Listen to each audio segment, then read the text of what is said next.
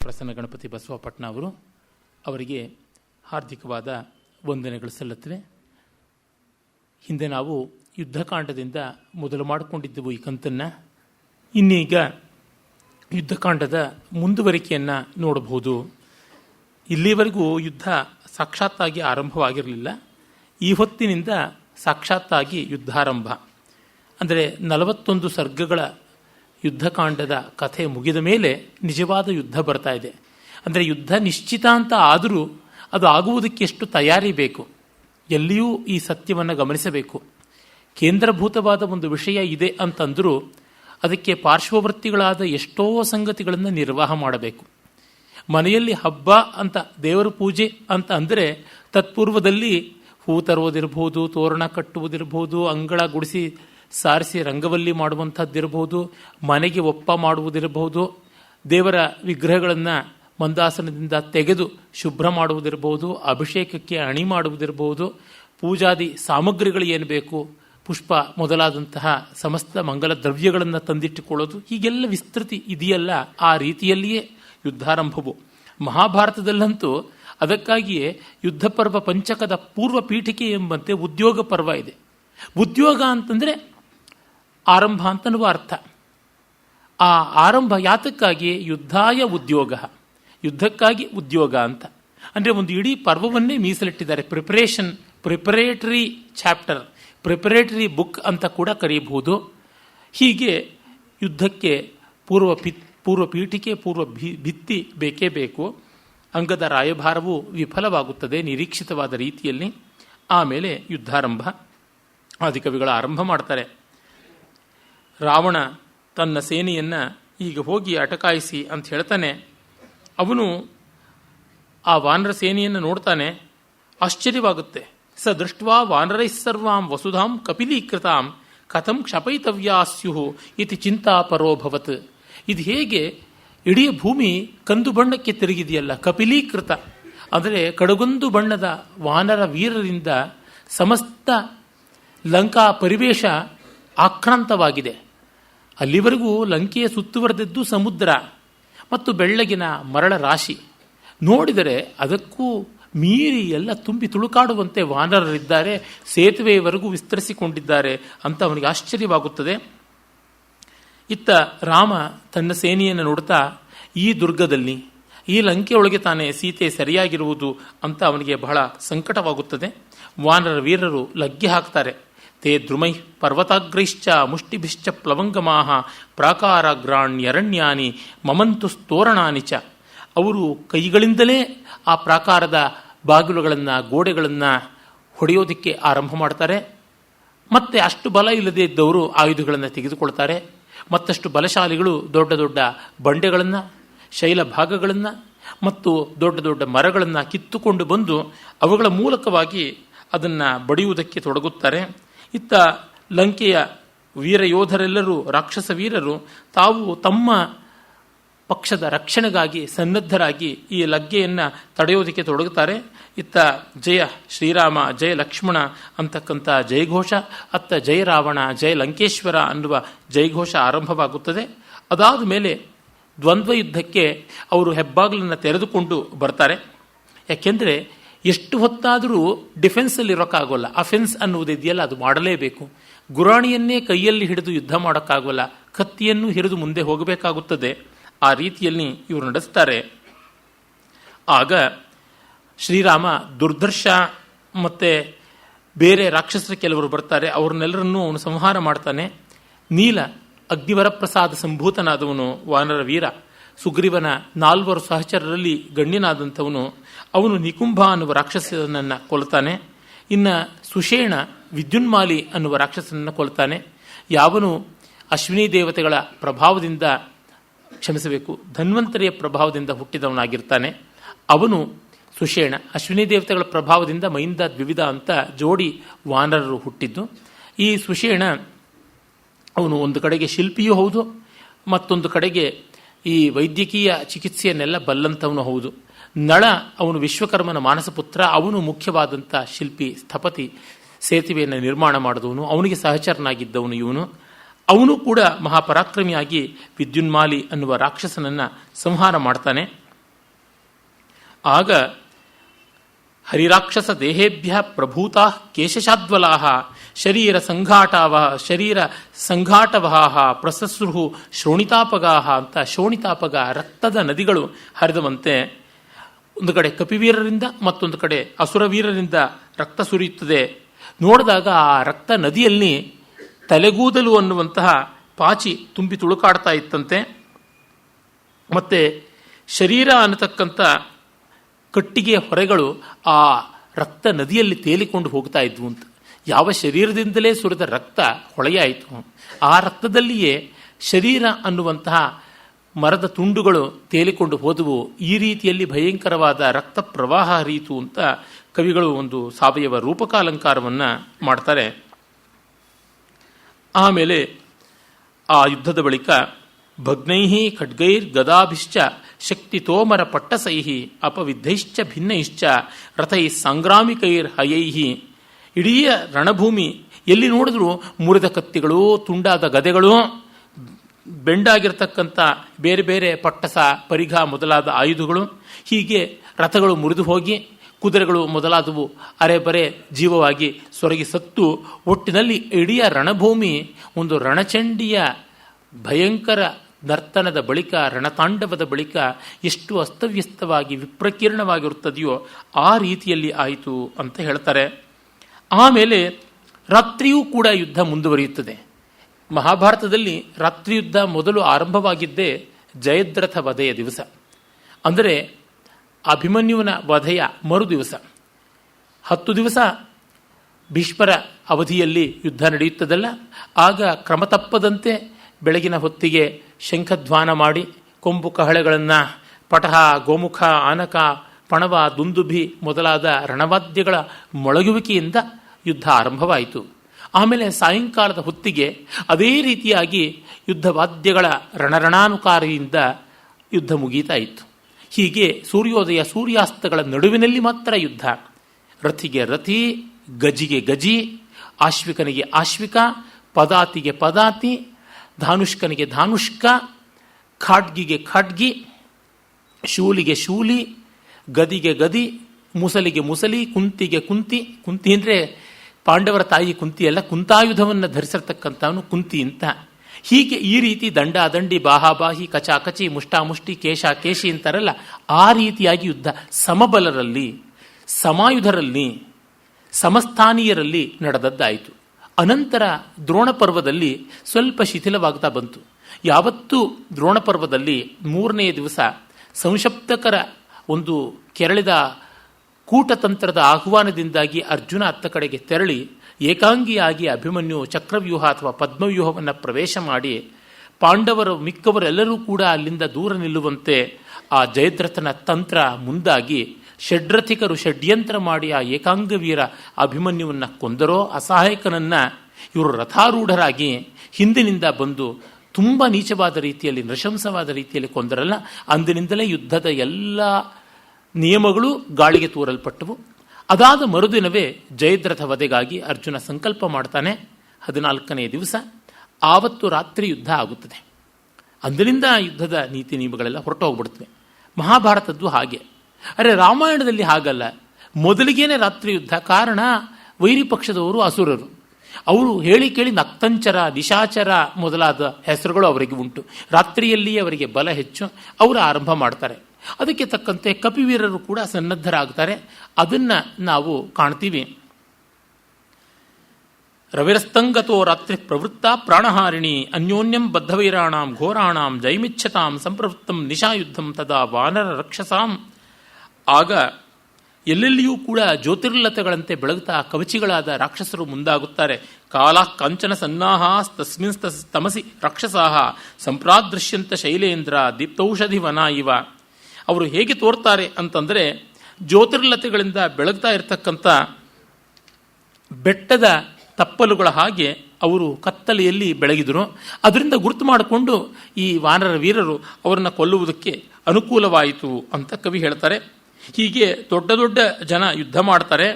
ಆ ಸಂದರ್ಭದಲ್ಲಿ ಯಜ್ಞಶತ್ರು, ಮಹಾಪಾರ್ಶ್ವ, ಮಹೋದರ, ವಜ್ರದಮಿಷ್ಟ್ರ, ಶುಕ, ಸಾರಣ ಎನ್ನುವ ರಾಕ್ಷಸರೆಲ್ಲ ವಾನರ ವೀರರ ಅದಟಿಗೆ ತತ್ತರಿಸಿ ನಿಲ್ಲಲಾಗದೆ ತಲೆ ತಪ್ಪಿಸಿಕೊಂಡು ಹೊರಟೋಗ್ಬಿಡ್ತಾರೆ. ಆಮೇಲೆ ಇಂದ್ರಜಿತ್ತು ಬರ್ತಾನೆ. ಇಂದ್ರಜಿತ್ತು ಅವನು ಕಪಟತಂತ್ರ ಮಾಡ್ತಾನೆ. ಅವನು ಅಂತರ್ಧಾನನಾಗಿಯೇ ಬಾಣಾದಿ ಪ್ರಯೋಗ ಮಾಡ್ತಾನೆ. ಸೋಂತರ್ಧಾನಗತ ಪಾಪೋ ರಾವಣಿ ರಣಕರ್ಷಿತ ಬ್ರಹ್ಮದತ್ತವರೋ ವೀರೋ ರಾವಣಿ ಕ್ರೋಧಮೂರ್ಛಿತ ಅದಶ್ಯೋ ನಿಶಿತಾನ್ ಬಾಣಾನ್ ಮುಮೋಚ ಅಶನಿವರ್ಚಸ ಸ ರಾಮಂ ಲಕ್ಷ್ಮಣಂಚೈವ ಘೋರೈರ್ನಾಗಮಯೇಶ್ವರೈ ಬಿಭೇದ ಸಮರೇ ಕ್ರುದ್ಧ ಸರ್ವಗಾತ್ರೇಷು ರಾಕ್ಷಸ ಮಾಯಯಾ ಸಂವೃತಸ್ತತ್ರ ಮೋಹಯನ್ ರಾಘವೌ ಯುಧಿ ಬಬಂಧ ಶರಬಂಧೇನ ಭ್ರಾತರೌ ರಾಮಲಕ್ಷ್ಮಣೌ. ಆಗ ಅವನು ಭಯಾನಕವಾದ ಬಾಣಪ್ರಯೋಗವನ್ನು ಮಾಡಿ ಕೂಟಯುದ್ಧವನ್ನು ನಡೆಸ್ತಾನೆ. ಕಾಣಿಸಿಕೊಳ್ಳದೆ ಯುದ್ಧ ಮಾಡಬಾರದು, ವೈರಿಗಳಿಗೆ ಕಾಣಿಸಿಕೊಳ್ಳುವಂತಿದ್ದು ಯುದ್ಧ ಮಾಡಬೇಕು. ನಮ್ಮ ಭಾರತೀಯ ಪರಂಪರೆಯ ಯುದ್ಧ ಅದೊಂದು ರೀತಿಯಲ್ಲಿ ಗಂಭೀರವಾದ ಆಟ ಅನ್ನುವಂತೆ, ಇಟ್ಸ್ ಎ ಸೀರಿಯಸ್ ಗೇಮ್ ಅನ್ನುವಂತೆ ಇದ್ದದ್ದು. ಕಾರಣ ಇಷ್ಟೇ, ಆ ರೀತಿಯಾದ ಗಾಂಭೀರ್ಯ ಇಲ್ಲದೆ ಅನ್ಯಾಯದ ಯುದ್ಧ ಮಾಡುವಂಥದ್ದು ನಮ್ಮ ಜನಕ್ಕೆ ಗೊತ್ತಿದ್ದೇ ಅಲ್ಲ. ಕೂಟಯುದ್ಧ ಇತ್ಯಾದಿಗಳೆಲ್ಲ ಆಮೇಲೆ ಬೆಳೆದು ಬಂದದ್ದು. ಮೊದಲು ಎಲ್ಲವೂ ರುಜುವಾಗಿ ನಡೆಯಬೇಕು. ನಿಜವಾದ ಬಲವಿದ್ದವನಿಗೆ ಗೆಲುವು ಅಂತ. ಹೇಗೆ ಶಾಸ್ತ್ರಗಳ ಚರ್ಚೆ ಮಾಡುವಾಗ ನಾವು ವಾದಿ ಪ್ರತಿವಾದಿಗಳ ನಡುವೆ ಜಿಜ್ಞಾಸಾಪೂರ್ವಕವಾದ ವಾದವಾದಾಗ ಮಾಧ್ಯಸ್ಥ ಅಂತ ಒಬ್ಬ ಇರ್ತಾನೆ. ಅವನು ತೀರ್ಪು ಕೊಡ್ತಾನೆ, ಇವರು ವಾದ ಯುಕ್ತವಾದದ್ದು, ಇವರು ವಾದ ಘನಿಷ್ಠವಾದದ್ದು, ಇದು ಯುಕ್ತಿಮತ್ತಾದದ್ದು ಅಂತ ಹೇಳಿದೊಡನೆ ಅದನ್ನು ಒಪ್ಪಿ ಮಿಕ್ಕವರು, ಅಂದರೆ ಯಾರು ಸೋತಿದ್ದಾರೆ ಅವರು ಪರಾಜಯವನ್ನು ಸ್ವೀಕಾರ ಮಾಡ್ತಾ ಇದ್ರು. ನಿಗ್ರಹಸ್ಥಾನ ಅಂತ ನ್ಯಾಯಶಾಸ್ತ್ರದಲ್ಲಿ 16ನೇ ಅಂಶ ಬರುತ್ತದೆ. ಆ 16ನೇ ಅಂಶದಲ್ಲಿ 22 ಪ್ರಕರಣಗಳು ಉಂಟು. ಆ 22 ಪ್ರಕಾರಗಳಲ್ಲಿ ಯಾವುದೊಂದರೊಳಗೆ ತಪ್ಪಾದರೂ ಕೂಡ ಅವನು ಸೋತವನು ಅಂತಲೇ ಆಗುತ್ತದೆ. ಅದು ನಿಗ್ರಹಸ್ಥಾನದ ಯುಕ್ತಿ. ಆ ಪ್ರಕಾರವಾಗಿ ನಡೀತಾ ಇತ್ತು. ಜಿಜ್ಞಾಸೆಗೆ ಮಾಡುವ ವಾದದಲ್ಲಂತೂ ಮಾಧ್ಯಸ್ಥವೇ ಬೇಕಿರಲಿಲ್ಲ. ಜಯಕ್ಕಾಗಿ ಮಾಡುವ ವಾದ ಅದು ಜಲ್ಪ ಅಂತ ಅನಿಸಿಕೊಳ್ಳುತ್ತದೆ. ಆ ಜಲ್ಪಕ್ಕೆ ಮಾಧ್ಯಸ್ಥ್ಯ ಬೇಕಾಗಿತ್ತು. ಆ ಮಧ್ಯಸ್ಥರಾದವರು ಯಾರಿದ್ದರು ಅವರು ಕೊಟ್ಟ ತೀರ್ಪನ್ನು ಒಪ್ಪಿಕೊಳ್ತಾ ಇದ್ರು. ಅದು ಪ್ರಮಾಣ ಪ್ರಮೇಯ ಪುರಸ್ಸರವಾಗಿರ್ತಾ ಇತ್ತು. ಯಾವುದು ಪ್ರಮಾಣ ಅಂತ ಮೊದಲು ನಿಶ್ಚಯ ಮಾಡಿಕೊಳ್ತಾ ಇದ್ರು. ಪ್ರತಿಜ್ಞಾ ಅಂತ ಮೊದಲು ತಾವು ಯಾವುದನ್ನು ಕುರಿತು ಚರ್ಚೆ ಮಾಡ್ತೀವಿ, ತಮ್ಮ ನಿಲುವು ಏನು ಅನ್ನೋದನ್ನು ಅಲ್ಲಿ ಉದ್ಘೋಷ ಮಾಡ್ತಾ ಇದ್ರು. They use to declare their stand.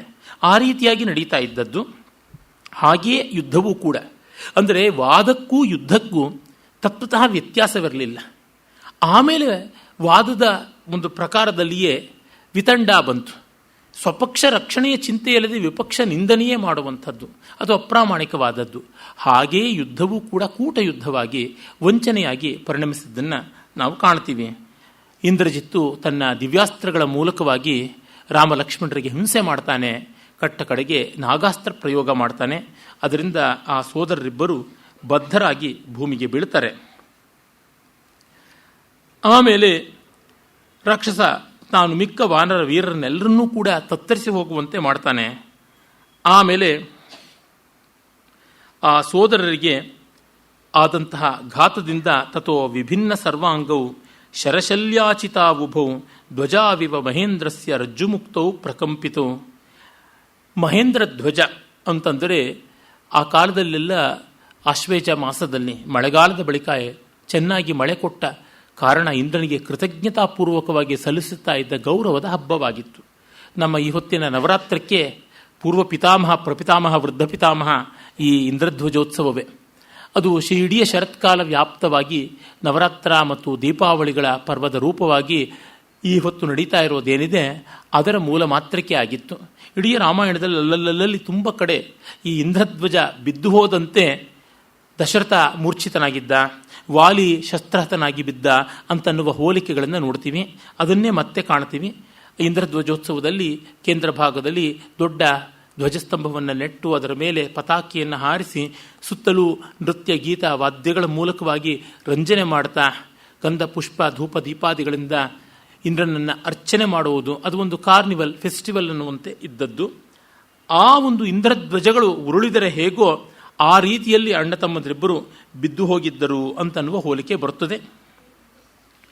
ಅದಾದ ಮೇಲೆ ಅವನು ಇಂದ್ರಜಿತ್ತು ತುಂಬ ಸಂತೋಷ ಪಟ್ಟುಕೊಂಡು ರಾಕ್ಷಸರಿಗೆ ಹೇಳ್ತಾನೆ, ನೋಡಿ ನೀವು ನೋಡಿ ನನ್ನ ಪರಾಕ್ರಮ ಯಾವ ರೀತಿಯಾಗಿದೆ. ಸರ್ವೈರಪಿ ಸಮಾಗಮ್ಯ ಸರ್ಷಿ ಸಂಘೈಸ್ಸುರಾಸುರೈ ಯತ್ಕೃತೆ ಚಿಂತಯಾನಸ್ಯ ಶೋಕಾರ್ತಸ್ಯ ಪಿತುರ್ಮಮ ಅಸ್ಪೃಷ್ಟ್ವಾ ಶಯನಂ ಗಾತ್ರೈ ಸ್ತ್ರಿಯಾಮ ಯಾತಿ ಶರ್ವಿರಿ ಕೃತ್ಸ್ನೇಯಂ ಯತ್ಕೃತೆ ಲಂಕಾ ನದಿ ವರ್ಷಾಸ್ವಿವಾಕುಲ ಸ್ವಯಂ ಮೂಲಹರೋ ನರ್ಥ ಸರ್ವೇಷಾಂ ನಿಹತೋಮಯ ರಾಮಸ್ಯ ಲಕ್ಷ್ಮಣಸ್ಯಾಪಿ ಸರ್ವೇಷಾಂಚ ಮನೋಕಸಾಂ ಅಂತ ನಮಗೆಲ್ಲರಿಗೂ ತೊಂದರೆಗೆ ಕಾರಣವಾಗಿ ನಮ್ಮ ತಂದೆಗೂ ತಲೆನೋವಾಗಿದ್ದ ರಾಮ ಲಕ್ಷ್ಮಣರನ್ನ ಇಂದು ಇಲ್ಲ ಅಂತ ಮಾಡಿಬಿಟ್ಟಿದ್ದೀನಿ ಅಂತ. ಅಲ್ಲಿ ಆರ್ಷರೂಪ ಚಿಂತಯಾನಸ್ಯ ಅಂತ ಬರುತ್ತದೆ, ಅದು ಚಿಂತಯಮಾನಸ್ಯ ಅಂತ ಇರಬೇಕಾಗಿತ್ತು. ಆದರೆ ಆರ್ಷ ಕಾವ್ಯಗಳಲ್ಲಿ ಚಿಂತಯಾನ, ಕಾಮಯಾನ ಈ ರೀತಿಯಾದ ಚುರಾದಿಗಣಕ್ಕೆ ಭಿನ್ನವಾಗಿರ್ತಕ್ಕಂಥ ಒಂದು ಶಾನಚ್ ಪ್ರತ್ಯಯ ಬರುವಂಥದ್ದಾಗಿದೆ. ಅದು ಆದಿಕವಿಗಳು ವ್ಯಾಸರು ಪುರಾಣದ ಕವಿಗಳು ಮಾಡಿದಂಥದ್ದು. ಪಾಣಿನಿಯ ರೂಪವಲ್ಲ ಅಂತ. ಆ ಕಾಲದಲ್ಲಿ ಪಾಣಿನಿ ಇರಲಿಲ್ವಲ್ಲ, ಪಾಣಿನಿ ಪೂರ್ವದಲ್ಲಿದ್ದಂಥ ಭಾಷೆಗೆ ಪಾಣಿನಿಯ ನಿಯಮ ಹೇಗೆ ವರ್ತಿಸುವಂಥದ್ದು.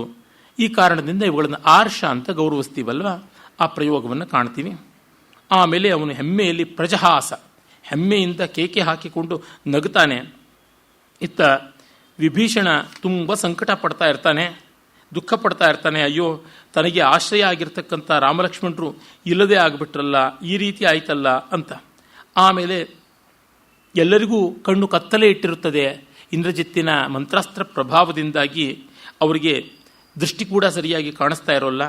ಆ ಸಂದರ್ಭದಲ್ಲಿ ಅಭಿಮಂತ್ರಿತವಾದ ಜಲವನ್ನು ಇಟ್ಟುಕೊಂಡು ಕಣ್ಣೀರನ್ನ ಮತ್ತು ಕಣ್ಣನ್ನು ಒರೆಸಿಕೊಂಡು ವಿಭೀಷಣ, ಸುಗ್ರೀವ ಮೊದಲಾದವರು ಯಾರಿಲ್ಲಿದ್ದಾರೆ ತಮ್ಮನ್ನು ಕಾಪಾಡಬಲ್ಲವರು, ಯಾರು ವೀರಯೋಧರಿದ್ದಾರೆ ಅಂತ ಹುಡುಕ್ತಾ ಬರ್ತಾರೆ.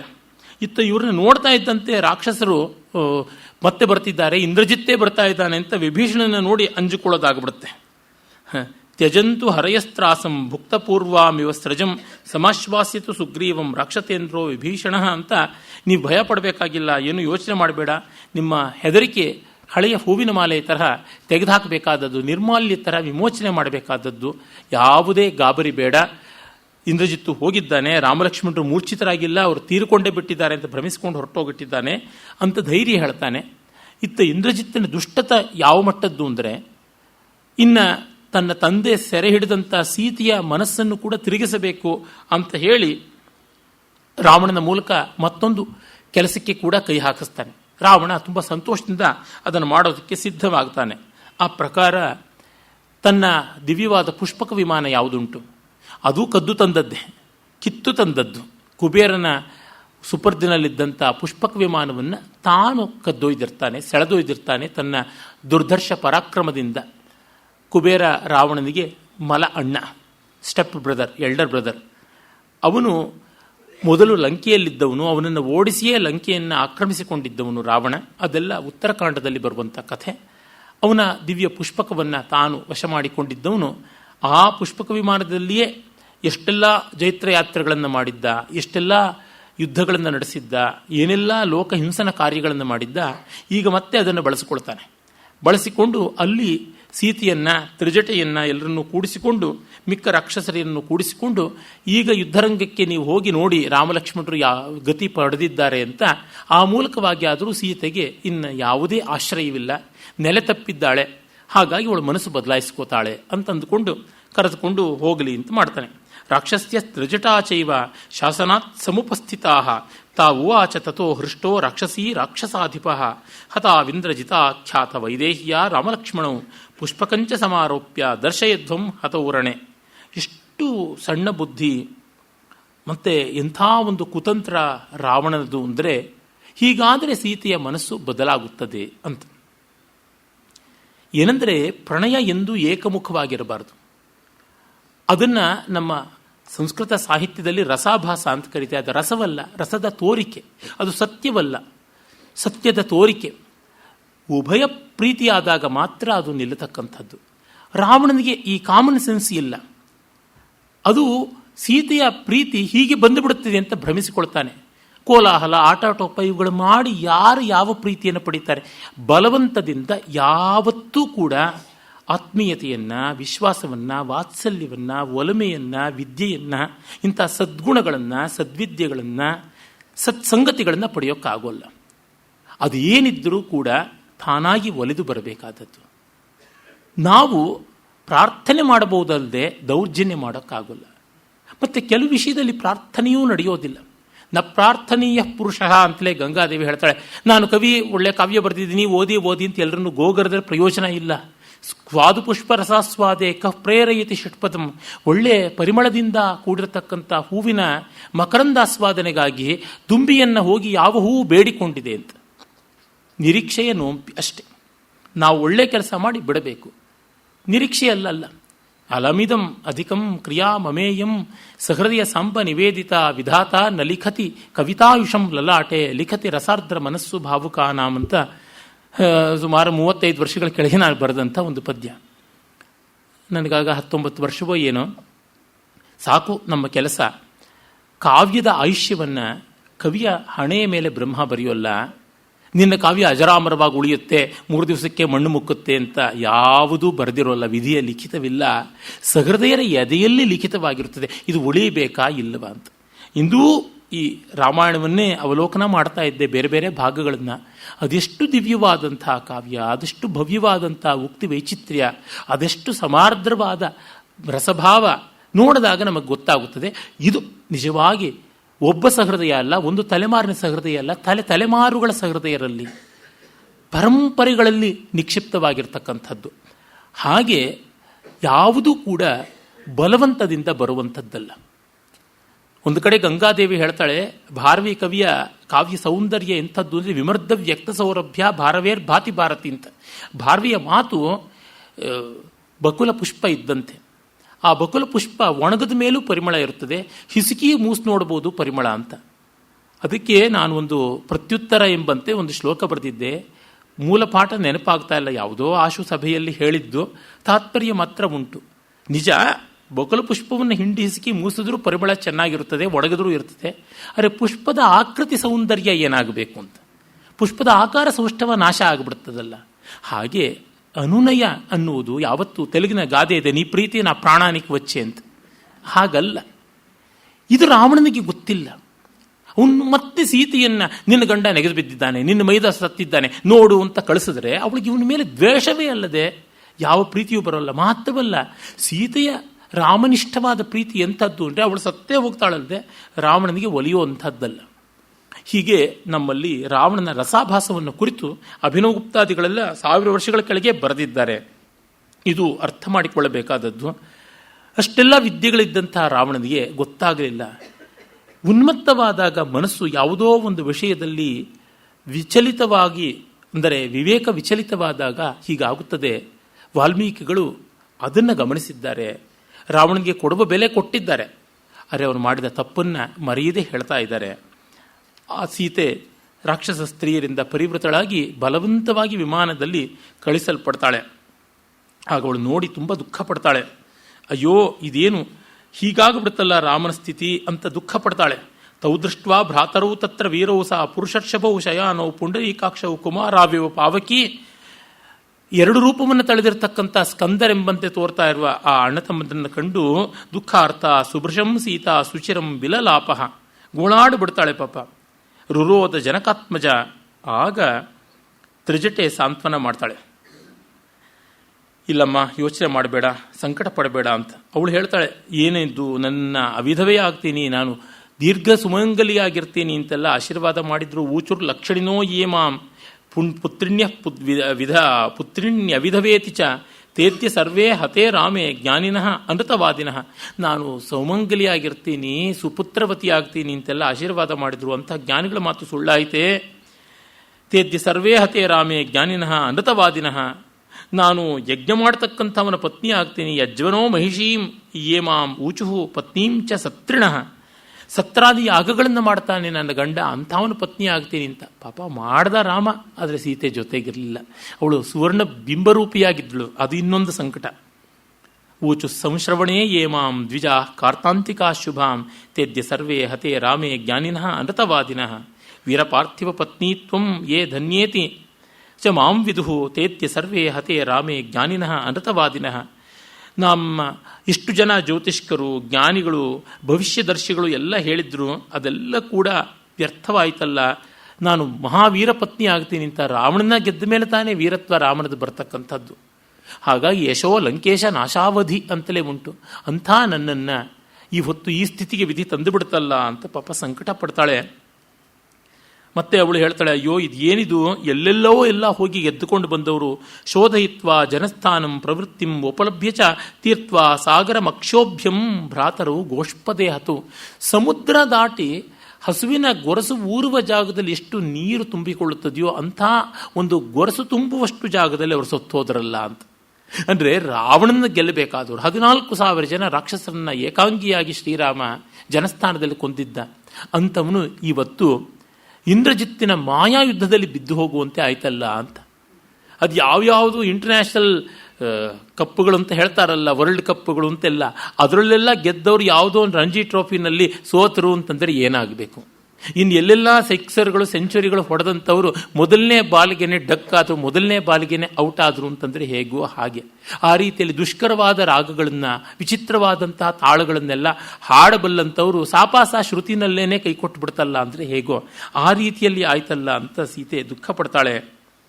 ಆಮೇಲೆ ಅಯ್ಯೋ ಈ ದುಸ್ಥಿತಿಯ, ಈ ದುರ್ವಾರ್ತೆಯ ತಿಳುವಳಿಕೆ ಬಂದಾಗ ನನ್ನ ಅತ್ತೆಯ ಗತಿ ಏನಾಗುತ್ತದೆ, ನನ್ನ ಇನ್ನೊಬ್ಬ ಅತ್ತೆಯಾದಂತಹ ಸುಮಿತ್ರೆಯ ಗತಿ ಏನಾಗುತ್ತದೆ, ಪಾಪ ಆ ತಾಯಂದರಿಗೆ ಈ ಪುತ್ರ ವಿಯೋಗ ಯಾವ ಮಟ್ಟಿನ ಸಂಕಟವನ್ನು ಕೊಡುತ್ತದೆ, ಏನು ಮಾಡುವುದು ಅಂತ ಹಾಗೂ ದುಃಖ ಪಡ್ತಾಳೆ. ಆಗ ತ್ರಿಜಟೆ, ಇಲ್ಲಮ್ಮ ನೀನು ಯೋಚನೆ ಮಾಡಬೇಡ, ನೈಕೋಪರೀತಾನಿ ಹರ್ಷ ಪರ್ಯುತ್ಸುಕಾನಿ ಚ ಭವಂತಿ ಯುಧಿಯೋದಗದ ಯೋಧಾನಾಂ ಮುಖಾನಿ ನಿಹತೆ ಪತು. ನೋಡು, ಈ ವಾನರ ಯೋಧರ ಮುಖದಲ್ಲಿ ಯಾವುದೇ ರೀತಿಯಾಗಿ ನಿರುತ್ಸಾಹವಿಲ್ಲ, ಅವರಲ್ಲಿ ಉತ್ಸಾಹವಿದೆ, ಸೇಡಿನ ಬೆಂಕಿ ಇದೆ. ಇದನ್ನು ನೋಡಿದ್ರೆ ಗೊತ್ತಾಗುತ್ತದೆ ಇವರು ಯುದ್ಧ ಮಾಡಬೇಕು ಅಂತ ಸಜ್ಜಾಗಿದ್ದಾರೆ. ಮತ್ತೆ ಇವರ ಒಂದು ಪ್ರತಿಕಾರಕ್ಕಾಗಿ ರಾಮ ಲಕ್ಷ್ಮಣರು ಕೂಡ ಬರ್ತಾರೆ. ಇದಂ ವಿಮಾನಂ ವೈದೇಹಿ ಪುಷ್ಪಕಂ ನಾಮತಃ ದಿವ್ಯಂ ತ್ವಂ ಧಾರಯೇನ್ನೈವಂ ಯದ್ಯೇತೋ ಗತಜೀವಿತವು. ಅಮ್ಮ, ಇವರೇನಾದ್ರು ಪ್ರಾಣ ಬಿಟ್ಟಿದ್ರೆ ನಿನಗೆ ಸೂತಕ ಬರ್ತಾ ಇತ್ತು. ಈ ವಿಮಾನ ಎಷ್ಟು ಪವಿತ್ರವಾದದ್ದಂದರೆ ಇದು ಯಾವುದೇ ಮೈಲಿಗೆಯನ್ನು ಸಹಿಸುವಂಥದ್ದಲ್ಲ, ಹಾಗಾಗಿ ನೀನು ಧೈರ್ಯದಿಂದ ಇರಬೇಕು ಅಂತ ಈ ರೀತಿಯಾಗೆಲ್ಲ ಅವಳು ಪಾಪ ಸಮಯೋಚಿತವಾದಂತಹ ಧೈರ್ಯವನ್ನು, ಭರವಸೆಯನ್ನು ತುಂಬುತ್ತಾಳೆ. ಇದು ನೋಡಿ ಬಹಳ ದೊಡ್ಡ ಮಾತು. ತ್ರಿಜಟೆ ತಾನು ಏನೂ ಕೈಯಾರೆ ದೊಡ್ಡ ರೀತಿಯಲ್ಲಿ ಮಾಡೋಕ್ಕಾಗ್ತಾ ಇರಲಿಲ್ಲ. ಅವಳಿದ್ದ ಸ್ಥಿತಿಯಲ್ಲಿ, ಅವಳಿದ್ದ ಗತಿಯಲ್ಲಿ ಏನು ಮಾಡೋದಕ್ಕಾಗುತ್ತದೆಯೋ ಯತ್ ಸ್ವಲ್ಪಮಪಿ ತದ್ಬಹು ಅಂತ ಮಾಡಿದಳು. ಅದು ಬಹಳ ದೊಡ್ಡದು. ಆಮೇಲೆ ಆ ರೀತಿಯಲ್ಲಿ ಕಂಗೆಟ್ಟಿದ್ದಾಗ, ತ್ರಾಸದಲ್ಲಿ ತುಂಬ ತತ್ತರಿಸಿ ಕೊಚ್ಚಿಕೊಂಡು ಹೋಗ್ತಾ ಇದ್ದಾಗ ಯಾರೋ ಒಬ್ಬರು ಒಂದು ಹಿತವಾಕ್ಯವನ್ನು ಹೇಳ್ತಾರೆ, ಒಂದು ಧೈರ್ಯವನ್ನು ಕೊಡ್ತಾರೆ, ಒಂದು ಮನೋಬಲವನ್ನು ಕೊಡ್ತಾರೆ ಅಂತಂದರೆ ಅಷ್ಟು ಮಾತ್ರಕ್ಕೆ ನಾವು ಕೃತಜ್ಞರಾಗಿರಬೇಕು. ಅವರು ಸಮಸ್ಯೆಯನ್ನೇ ಪರಿಹಾರ ಮಾಡದೇ ಇರಬಹುದು, ಒಂದು ಸ್ವಲ್ಪ ಕಾಲ ಆಸರೆಗಲ್ಲಾದರಲ್ಲ. ಸಾಯಣಾಚಾರ್ಯರು ಸುಭಾಷಿತ ಸುಧಾನಿಧಿಯಲ್ಲಿ ಒಂದು ಕಡೆ ಹೇಳ್ತಾರೆ, ಕಷ್ಟ ಬಂದಾಗ ಮತ್ತೊಬ್ಬರ ಹತ್ರ ಹೇಳ್ಕೊಳ್ಳೋದು ಅಥವಾ ಇನ್ಯಾರೋ ಒಬ್ಬರು ನಮಗೆ ಸಾಂತ್ವನ ಕೊಡುವುದು, ಅದಕ್ಕೆ ಯಾರೋ ಜ್ಞಾನಿಗಳು ಬೇಕು ಅಂತಿಲ್ಲ. ನಮ್ಮ ಪಕ್ಕದ ಮನೆಯವರಾದಾರು, ಬಸ್ನಲ್ಲಿ ಪಕ್ಕದಲ್ಲಿ ಕೂತ್ಕೊಂಡಿದ್ದವರಾದಾರು, ಒಂದು ಅಂಗಡಿಗೆ ಹೋಗಿದ್ದಾಗ ಮತ್ತೊಬ್ಬರು ಕೊಂಡುಕೊಳ್ಳೋದಕ್ಕೆ ಬಂದವರಾಗಿದ್ದಿರ್ಬೋದು. ಯಾವಾಗಲೂ ಎಲ್ಲಿಂದಲೋ ಬೀಸಿ ಬಂದ ನೆಮ್ಮದಿಯ ಗಾಳಿ ತಂಪನ್ನು ಕೊಡುತ್ತದೆ. ಹಾಗೆ ಆದದ್ದು ಒಂದು ಹೆಗಲಿಂದ ಇನ್ನೊಂದು ಹೆಗಲಿಗೆ ಭಾರವನ್ನು ಬದಲಾಯಿಸಿಕೊಂಡಂತೆ. ನಮ್ಮದೇ ಶರೀರ, ಆ ಭಾರವೂ ನಮ್ಮ ಭುಜದ ಮೇಲೆ ಇದೆ. ಅರೆ, ಎಡ ಹೆಗಲಿನಿಂದ ಬಲ ಹೆಗಲಿಗೆ ಬದಲಾವಣೆ ಮಾಡಿಕೊಂಡಷ್ಟು ಮಟ್ಟಿಗೆ ನೆಮ್ಮದಿಯನ್ನು ಕೊಡುತ್ತದೆ. ಅದೇ ಎಷ್ಟೋ ಸಂತೋಷದಾಯಕವಾದದ್ದು ಅಂತ. ಇನ್ಯಾರೋ ಬಂದು ತಲೆ ಮೇಲೆ ಹೊತ್ತುಕೊಂಡು ಹೋಗುವಂಥದ್ದಲ್ಲ, ಯಾರೋ ಬಂದು ನಮಗೆ ಏನೋ ಉದ್ಧಾರ ಮಾಡ್ತಾರೆ ಅಂತಲ್ಲ. ಆ ಬೆಕೆಟ್ನ ನಾಟಕದಲ್ಲಿ ಬರ್ತದಲ್ಲ, ವೇಟಿಂಗ್ ಫಾರ್ ದಿ ಗೋಡೋ ಅಂತ, ವೇಟಿಂಗ್ ಫಾರ್ ಗೋಡೋ. ಅವನು ಗೋಡೋ ಬರ್ತಾನೆ, ಉದ್ಧಾರ ಮಾಡ್ತಾನೆ ಅಂತ ಕಾಯ್ತಾ ಇರೋದೇ ನಾಟಕ. ಬರೋದೂ ಇಲ್ಲ, ಉದ್ಧಾರ ಆಗೋದೂ ಇಲ್ಲ, ನಿರೀಕ್ಷೆಗೆ ಮುಗಿಯುತ್ತದೆ. ಹಾಗೆ ಆಗದೆ ನಾವು ಇದ್ದಲ್ಲಿ ಕಾಣಬೇಕು, ಅದು ಬಹಳ ಮುಖ್ಯ. ಡಿ ವಿ ಜಿಯವರು ಹೇಳ್ತಾರಲ್ಲ, ಮಂದಾಕ್ಷಿ ನಮಗೆಂದು ಕೊರಕೊರಗಿ ಫಲವೇನು. ನಮಗಿರುವುದು ಇಷ್ಟೇ ಅಂತ ಸಂಕಟ ಪಡುವುದಲ್ಲ, ಅದರೊಳಗೆ ಮಾಡಿಕೊಂಡ್ರೆ ಆಗುತ್ತದೆ. ಹೀಗೆ ಆ ಒಂದು ಸಮಯಕ್ಕಾದುದೇ ತೃಣವೇ ಪರ್ವತವಲ್ಲವೇ ಹರಹರ ಶ್ರೀಚನ್ನ ಸೋಮೇಶ್ವರ ಅನ್ನುವ ಮಾತನ್ನು ಪಾಲ್ಕುರಿಕೆ ಸೋಮನಾಥ ಹೇಳಿದನಲ್ಲ, ಹಾಗೆ ತ್ರಿಜಟೆಯ ಮಾತು ಸೀತೆಗೆ ಸಂಜೀವನಿಯಾಗುತ್ತದೆ. ಆಮೇಲೆ ರಾಮ ಹೇಗೋ ಮೂರ್ಛೆಯಿಂದ ಹೇಳ್ತಾನೆ. ಅವನಿಗೆ ಆತ್ಮಬಲ, ದೇಹಬಲ ಎಲ್ಲವೂ ಹೆಚ್ಚು. ಹೇಳ್ತಾನೆ, ಲಕ್ಷ್ಮಣ ಪಾಪ ಇನ್ನು ಮೂರ್ಛಿತನಾಗಿಯೇ ಇದ್ದಾನೆ. ಅಷ್ಟೊತ್ತಿಗೆ ವಿಭೀಷಣ ಬರ್ತಾನೆ, ತುಂಬ ಸಂಕಟ ಪಡ್ತಾನೆ. ವಿಭೀಷಣನ ಬಳಿ ತನ್ನ ತಮ್ಮನ ಸ್ಥಿತಿಯನ್ನು ನೋಡಿ ಮಮ್ಮಲ ಮರಿಗೆ ಹೇಳ್ತಾನೆ. ಇಲ್ಲಿ ಕೆಲವು ಮಾತುಗಳು ಬಹಳ ದಿವ್ಯವಾಗಿವೆ. ರಾಮನ ಮತ್ತು ಲಕ್ಷ್ಮಣನ ಅನ್ಯೋನ್ಯ ಭ್ರಾತೃಭಾವ ಯಾವ ಥರದ್ದು ಅಂತ ಗೊತ್ತಾಗುತ್ತದೆ. ನಿಜವಾಗಿಯೂ ಅಣ್ಣ ತಮ್ಮಂದಿರ ಅನುರಾಗ ಅಂತಂದರೆ ಈ ರಾಮಲಕ್ಷ್ಮಣ ಭರತಾದಿಗಳಲ್ಲಿಯೇ ಕಾಣತಕ್ಕಂಥದ್ದು. ಜಗತ್ತಲ್ಲಿ ಇನ್ನು ಯಾವ ಸಾಹಿತ್ಯದಲ್ಲಿಯೂ ಇಷ್ಟು ಚೆನ್ನಾಗಿ ಅಣ್ಣ ತಮ್ಮದರ ಅನ್ಯೋನ್ಯತ್ವವನ್ನು ನಾವು ಕಾಣಿಸಿಲ್ಲ. ಈ ಅರ್ಥದಲ್ಲಿ ರಾಮಾಯಣ ಅದ್ವಿತೀಯವಾದಂಥ ಕಾವ್ಯ. ಗಂಡು ಹೆಣ್ಣಿನ ಪ್ರೀತಿಯನ್ನು ಜಗತ್ತಲ್ಲಿ ಬೇಕಾದಷ್ಟು ಕಾವ್ಯಗಳು ವರ್ಣಿಸಿವೆ. ಆದರೆ ಅಣ್ಣ ತಮ್ಮಂದಿರ ಅನುರಾಗವನ್ನು ವರ್ಣಿಸಿದ ಕಾವ್ಯಗಳು ಎಷ್ಟು? ತುಂಬ ಕಡಿಮೆ. ಅಂತಹ ವ್ಯಾಸರಿಗೆ ಪಾಪ ಅದನ್ನು ಬರೆಯೋದಕ್ಕೆ ಆಗಲಿಲ್ಲ. ಅವರು ಬರೆದಂಥ ಮಹಾಭಾರತ ಎಷ್ಟು ದಿವ್ಯವಾದ ಮಹಾಕಥಾನಕ. ಆ ವ್ಯಾಸೋಚ್ಚಿಷ್ಟಂ ಜಗತ್ಸರ್ವಂ ಅಂತೀವಿ, ಕವಿ ಬ್ರಹ್ಮ ವ್ಯಾಸರು. ಅವರಿಗೂ ಕೂಡ ಪಾಂಡವರ ಮಧ್ಯದಲ್ಲಿ ಎಷ್ಟು ಬಾರಿ ಜಗಳಗಳು ಬಂತು, ಎಷ್ಟು ಬಾರಿ ಒಡಕುಗಳು ಬಂತು. ಇನ್ನಂತೂ ಕೃಷ್ಣ ಬಲರಾಮರಲ್ಲಿಯೂ ವಿಶ್ವಾಸ ಇಲ್ಲ. ಇನ್ನೇನನ್ನೋಣ, ಇದೇ ರಾಮಲಕ್ಷ್ಮಣರ ಮುಂದಿನ ಜನ್ಮ ಅಂತಂದರೆ ಅಲ್ಲಿಯೂ ಇಲ್ಲ. ಆದರೆ ಇಲ್ಲಿ ಉಂಟು. ಅವನು ಹೇಳ್ತಾನೆ, ರಾಮ ಶಕ್ಯ ಸೀತಾ ಸಮಾನಾರಿ ಭುವನೇಶು ವಿಚಿನ್ವತ, ಪಾಠಾಂತರದಲ್ಲಿ ಮರ್ತ್ಯಲೋಕೇ ವಿಚಿನ್ವತ ಅಂತಲೂ ಇದೆ. ನ ಲಕ್ಷ್ಮಣ ಸಮೋ ಭ್ರಾತ ಸಚಿವ ಸಾಂಪ್ರಾಯಿಕ. ಈ ಜಗತ್ತಲ್ಲಿ ಎಲ್ಲಿ ಇಲ್ಲಿ ಹಗಲಲ್ಲಿ ದೀವಟಿಗೆ ಹಿಡ್ಕೊಂಡು ಹುಡುಕಿದ್ರೆ ಸೀತೆಯಂಥ ಸ್ತ್ರೀ ರತ್ನ ಸಿಗಬಹುದು. ಆದರೆ ಲಕ್ಷ್ಮಣನಂಥ ಸಹೋದರ, ಸಚಿವ, ಸಮರಾಂಗಣದಲ್ಲಿ ಸೂತ್ರಧಾರ ಮತ್ತಾರೂ ಸಿಗುವುದಿಲ್ಲ ಅಂತ. ಇವನೆಲ್ಲವೂ ಆಗಿದ್ದ. ಕಾಳಿದಾಸನ ಮಾತು ಇಂದುಮತಿಯ ವಿಯೋಗದಲ್ಲಿ ಅಜಮಹಾರಾಜ ಹೇಳ್ತಾನಲ್ಲ, ಗೃಹಿಣಿ ಸಚಿವ ಸಖೀಮಿತಃ ಪ್ರೇಷಿಷ್ಯ ಲಲಿತೆ ಕಲಾವಿಧವು. ಎಲ್ಲವೂ ಆಗಿದ್ದಳು ಅವಳು, ಗೃಹಿಣಿ, ಸಚಿವ, ಪ್ರೇಷಿಷ್ಯೆ ಎಲ್ಲವೂ ಆಗಿದ್ದವಳು. ಈಗ ಹೋಗ್ಬಿಟ್ಲು. ವಿಧಿ ಒಬ್ಬ ಹೆಂಡತಿಯನ್ನು ಕಸಿದು ಸರ್ವಸ್ವವನ್ನು ಕಸ್ದುಬಿಟ್ಟ. ಗೃಹಿಣಿನ ಕಸ್ದುಬಿಟ್ಟ, ಮಂತ್ರಿನ ಕಸ್ದುಬಿಟ್ಟ, ಸಖಿಯನ್ನು ಕಸ್ದುಬಿಟ್ಟ, ಶಿಷ್ಯಳನ್ನು ಕಸ್ದುಬಿಟ್ಟ. ಎಲ್ಲವೂ ಹೋಯಿತು ಅಂತ. ಒನ್ ಪರ್ಸನ್ ಬಿಕಮಿಂಗ್ ಮೆನಿ ಅಂತೀವಲ್ಲ, ಅದು ತುಂಬ ದೊಡ್ಡದಾದದ್ದು. ಸೀತೆ ಮೇಲೆ ತುಂಬ ಪ್ರೀತಿ ರಾಮನಿಗೆ. ಈ ಶ್ಲೋಕ ಹಿಡ್ಕೊಂಡು ರಾಮನ ಮೇಲೆ ಯಾರು ಕೇಸ್ ಹಾಕಬಾರ್ದು. ನೋಡಿದ್ಯಾ ಸೀತೆ ಬಗ್ಗೆ ಈ ಉಪೇಕ್ಷೆ ಮಾತಾಡಿದ್ದಾನೆ ಅಂತ ನಮ್ಮ ದುರ್ಬುದ್ಧಿಜೀವಿಗಳು ಮಾಡುವ ಕೆಲಸ ಇದೇನೆ. ಇದು ಲಕ್ಷ್ಮಣನ ಮೇಲಿನ ರಾಮಾನುರಾಗವನ್ನು ತೋರಿಸುವ ಪದ್ಯವೇ ಹೊರತು ಸೀತೆಯ ಮೇಲಿನ ಉಪೇಕ್ಷೆಯ ಪದ್ಯವಲ್ಲ. ಆ ಪ್ರಿಮೈಸೇ ತಪ್ಪು ಮಾಡಿಕೊಂಡ್ಬಿಟ್ರೆ ಒಲ್ಲದ ಗಂಡಂಗೆ ಮೊಸರಲ್ಲಿ ಕಲ್ಲು ಅಂತ ಅದು ಯುಕ್ತವಲ್ಲ. ಲಕ್ಷ್ಮಣ ಪ್ರೀತಿಯಷ್ಟೇ. ಶಂಕರ ಭಗವತ್ಪಾದರು ನಹಿನಿಂದ ನ್ಯಾಯ ಅನ್ನುವ ಯುಕ್ತಿಯನ್ನು ಬಳಸ್ತಾರೆ. ಎಲ್ಲಿಯೋ ಯಾವುದರದೋ ಪ್ರಶಂಸೆ ಮಾಡಿದ್ರೆ ಅದರ ಅರ್ಥ ಮಿಕ್ಕವರು ಕಳಪೆ ಎನ್ನುವ ಅರ್ಥವಲ್ಲ. ನೋಡಿ, ನೀವೊಬ್ಬರಪ್ಪ ನಿಜವಾದ ಮನುಷ್ಯರು ಅಂದರೆ ಮಿಕ್ಕವರೆಲ್ಲ ದೆವ್ವಗಳು ಅಂತಲೇ, ನಾಯಿಗಳು ಅಂತಲೇ, ನರಿಗಳು ಅಂತಲೇ, ಕತ್ತೆಗಳು ಅಂತಲೇ ತಾತ್ಪರ್ಯ ಅಲ್ಲ. ನೀವು ಉತ್ತಮರು ಅನ್ನುವುದಷ್ಟೇ ತಾತ್ಪರ್ಯ. ನೋಡಿ, ಅದನ್ನು ತಿಂದರೆ ತಿಂದಂಗೆ, ಮಿಕ್ಕಿದ್ದೆಲ್ಲ ತಿಂದೇನು ಪ್ರಯೋಜನ ಅಂದರೆ ಮಿಕ್ಕಿದ್ದೆಲ್ಲ ಮಣ್ಣು ಅಂತಲೇ ಅರ್ಥ, ಕಸ ಅಂತಲೇ ಅರ್ಥ ಅಲ್ಲ. ಇದು ಸಹಜವಾದ ವಿವೇಕದಿಂದ ಯೋಚನೆ ಮಾಡುವ ಸಾಮಾನ್ಯರಾದ ಸಹೃದಯರಿಗೆ ಗೊತ್ತಾಗುತ್ತದೆ. ಆದರೆ ಗೊತ್ತೇ ಆಗಬಾರದು ಅಂತ ಹಠ ಮಾಡಿಕೊಂಡ ದುಷ್ಟರಿಗೆ, ಕುಬುದ್ಧಿಗಳಿಗೆ ಗೊತ್ತಾಗುವುದಿಲ್ಲ. ನಮ್ಮ ಶಾಸ್ತ್ರ ಸಾಹಿತ್ಯಾದಿಗಳನ್ನೆಲ್ಲವನ್ನ ಎಷ್ಟೋ ಬಾರಿ ಈ ಬಗೆಯಲ್ಲಿ ದುರಭಿಸಂಧಿಯಿಂದ, ದುರಭಿನಿವೇಶದಿಂದ ಅರ್ಥೈಸೋದಕ್ಕೆ ಹೋಗ್ತಾರೆ. ಅದು ಅನರ್ಥೈಸುವುದೇ ಆಗುತ್ತದೆ. ಅದರಿಂದ ಅವರಿಗೂ ಸಮಾಧಾನ ಸಿಗೋಲ್ಲ. ಇನ್ಯಾವುದೋ ಅರ್ಥಕಾಮ ಲಾಲಸೆಗಳು, ಲೋಭಗಳು ಆಗುತ್ತವೆ ಅಂತ ಅನಿಸುತ್ತವೆ. ಅವನು ಪಾಪ ಹಾಗೆ ಸಂಕಟ ಪಡ್ತಾನೆ. ಕಿನ್ನು ವಕ್ಷ್ಯಾಮಿ ಕೌಸಲ್ಯ ಮಾತರಂ ಕಿನ್ನು ಕೈಕಯೀಂ ಕಥಮಂಬಾಂ ಸುಮಿತ್ರಾಂಚ ಪುತ್ರದರ್ಶನ ಲಾಲಸಾಂ. ಅಮ್ಮನಿಗೆ ಕೌಸಲ್ಯಗೆ ಏನು ಹೇಳಲಿ, ಸುಮಿತ್ರೆಗೆ ಏನು ಹೇಳಲಿ, ಕೈಕೇಯಿಗೆ ಏನು ಹೇಳಲಿ ಅಂತಾನೆ. ನೋಡಿ, ಅವನು ಭೇದ ಮಾಡೋಲ್ಲ. ಕೈಕೇಯ ವಿಷಯದಲ್ಲಿ ಆಗಲೋ ಈಗಲೋ ಒಂದೆರಡು ಕಡೆ ಅಪಸ್ವರದ ಮಾತು ಬಂದರೂ ಅದು ಸ್ಥಾಯಿಯಲ್ಲ. ಅವನಿಗೆ ಪಾಪ ಎಲ್ಲರಲ್ಲಿಯೂ ಗೌರವ ಉಂಟು. ಆದರೆ ಎಲ್ಲಿಯೂ ಕೂಡ ರಾಮ ಈ ರೀತಿ ವಿಭೀಷಣನ ಎದುರು ಲಕ್ಷ್ಮಣನ ಬಗೆಯಲ್ಲಿ ಕರುಣಾಲಾಪವನ್ನು ಮಾಡುವಾಗ ಊರ್ಮಿಳೆಯ ಮಾತು ಬರೋಲ್ಲ. ಇದರಿಂದ ಕೂಡ ವಿದ್ವಾಂಸರು ಊಹೆ ಮಾಡ್ತಾರೆ ಲಕ್ಷ್ಮಣನಿಗೆ ಮದುವೆ ಆಗಿರಲಿಲ್ಲ ಅಂತ. ಊರ್ಮಿಳೆ, ಶ್ರುತಕೀರ್ತಿ, ಮಾಂಡವಿ ಅಂತ ಲಕ್ಷ್ಮಣ ಭರತ ಶತ್ರುಘ್ನರಿಗೆ ಆದ ಮದುವೆಗಳು ಬಾಲಕಾಂಡದ ಪ್ರಕ್ಷಿಪ್ತ ಭಾಗ ಅಂತ ಕೆಲವರ ಅಭಿಪ್ರಾಯ. ಇರಲಿ, ಅದರಿಂದ ಏನು ಆದರೂ ಆಗದೇ ಇದ್ದರೂ ಯಾವ ಅನರ್ಥವೂ ಇಲ್ಲ, ಯಾವ ನಷ್ಟವೂ ಇಲ್ಲ. ತಾತ್ಪರ್ಯದಿಂದ ನಾವು ಗ್ರಹಿಸಬೇಕು. ಆದರೆ ವಿದ್ವಾಂಸರು ಸಂಶೋಧನೆ ಮಾಡುವ ಕ್ರಮ ಅಂದರೆ ಹಾಗೆ ತಾನೆ. ಅನುಕ್ತಿಯನ್ನು, ಆಬ್ಸೆನ್ಸ್ ಆಫ್ ಎವಿಡೆನ್ಸ್ ಅಂತ ಅನ್ನೋದನ್ನು ತುಂಬ ದೊಡ್ಡ ರೀತಿಯಲ್ಲಿ ಹೇಳಿಕೊಂಡು ಹೋಗ್ತಾರೆ. ಅನುಕ್ತಿಯನ್ನು ತುಂಬ ದೊಡ್ಡ ರೀತಿಯಲ್ಲಿ ಭಾವಿಸ್ತಾರೆ. ನಮಗೆ ರಸಜ್ಞರಾಗಿ ನೋಡುವವರಿಗೆ ಪ್ರಕ್ಷಿಪ್ತ, ಮೂಲ ಇತ್ಯಾದಿಗಳಿಗಿಂತ ಯಾವುದು ಮೂಲದ ಭಾವವನ್ನು, ರಸವನ್ನು, ತತ್ವವನ್ನು ಗಮನಿಸಿಕೊಂಡು ಮಾಡಿದೆಯೋ ಪ್ರಕ್ಷಿಪ್ತ, ಅಂಥದ್ದು ಪ್ರಕ್ಷಿಪ್ತವಾದರೂ ತಪ್ಪಿಲ್ಲ. ಯಾವುದು ಮೂಲದ ತತ್ವವನ್ನು, ಆದರ್ಶವನ್ನು, ರಸವನ್ನು, ಐಕ್ಯವನ್ನು ಗಮನಿಸದೆ ಮಾಡಿದ ಪ್ರಕ್ಷಿಪ್ತ, ಆ ರೀತಿಯಾದ ಪ್ರಕ್ಷಿಪ್ತ ದೂರೀಕರಣ ಅಂತ. ಯಾವುದೋ ಒಂದು ಬಹಳ ಚೆನ್ನಾಗಿರ್ತಕ್ಕಂಥ ಶ್ಲೋಕ ಬಂದರೆ, ಉದಾಹರಣೆಗೆ ನಾಹಂಜಾನಾಮಿ ಕೇಯೂರೇ ನಾಹಂಜಾನಾಮಿ ಕುಂಡಲೇ ನೂಪುರೇತ್ವ ಅಭಿಜಾನಾಮಿ ನಿತ್ಯಂ ಪಾದಾಭಿವಂದನಾತ್, ಅದನ್ನೂ ಪ್ರಕ್ಷಿಪ್ತ ಅಂತ ಕೆಲವರು ಹೇಳ್ತಾರೆ. ಹಾಳಾಗಿ ಹೋಗಿ ಆ ಪದ್ಯ ರತ್ನ, ಲೋಕೋತ್ತರವಾದದ್ದು. ಅಂಥ ಪದ್ಯ ಇರಲೇಬೇಕು, ಅದನ್ನು ಉಳಿಸಿಕೊಳ್ಳೋಣ. ಇನ್ನು ಎಲ್ಲಿಯೋ ಅನುಚಿತವಾದ ರೀತಿಯಲ್ಲಿ ಬಂದಿದ್ದರೆ ಕೆಟ್ಟದಾಗಿ ಅದು ಕಾಂಟೆಕ್ಸ್ಟಿಂದಲೇ, ಸಂದರ್ಭದಿಂದಲೇ ಗೋಚರವಾಗುತ್ತದೆ ಅಯುಕ್ತ ಅಂತ. ಅದನ್ನು ಉಪೇಕ್ಷೆ ಮಾಡೋಣ. ಮಲ್ಲಿನಾಥ ಮೇಘದೂತದಲ್ಲಿ ವ್ಯಾಖ್ಯಾನ ಬರೀತಾ ಯದ್ಯಪಿ ಪ್ರಕ್ಷಿಪ್ತವು ಏತವು ಶ್ಲೋಕವು ತಥಾಪಿ ವ್ಯಾಖ್ಯಾಯತೆ ಅಂತ ಹೇಳ್ಬಿಟ್ಟು ಅಂತಾನೆ. ಯಾಕೆ ಪ್ರಕ್ಷಿಪ್ತ ಅಂತ ಹೇಳ್ತಾನೆ, ಅದು ವ್ಯಾಖ್ಯಾನ ಅಂತ ಮಾಡ್ತಾನೆ. I know it's an interpolation and yet the beauty of verse tempts me to comment on it. ಆ ರೀತಿಯಾಗಿ ಇದನ್ನು ನಾವು ಗಮನಿಸಬೇಕು.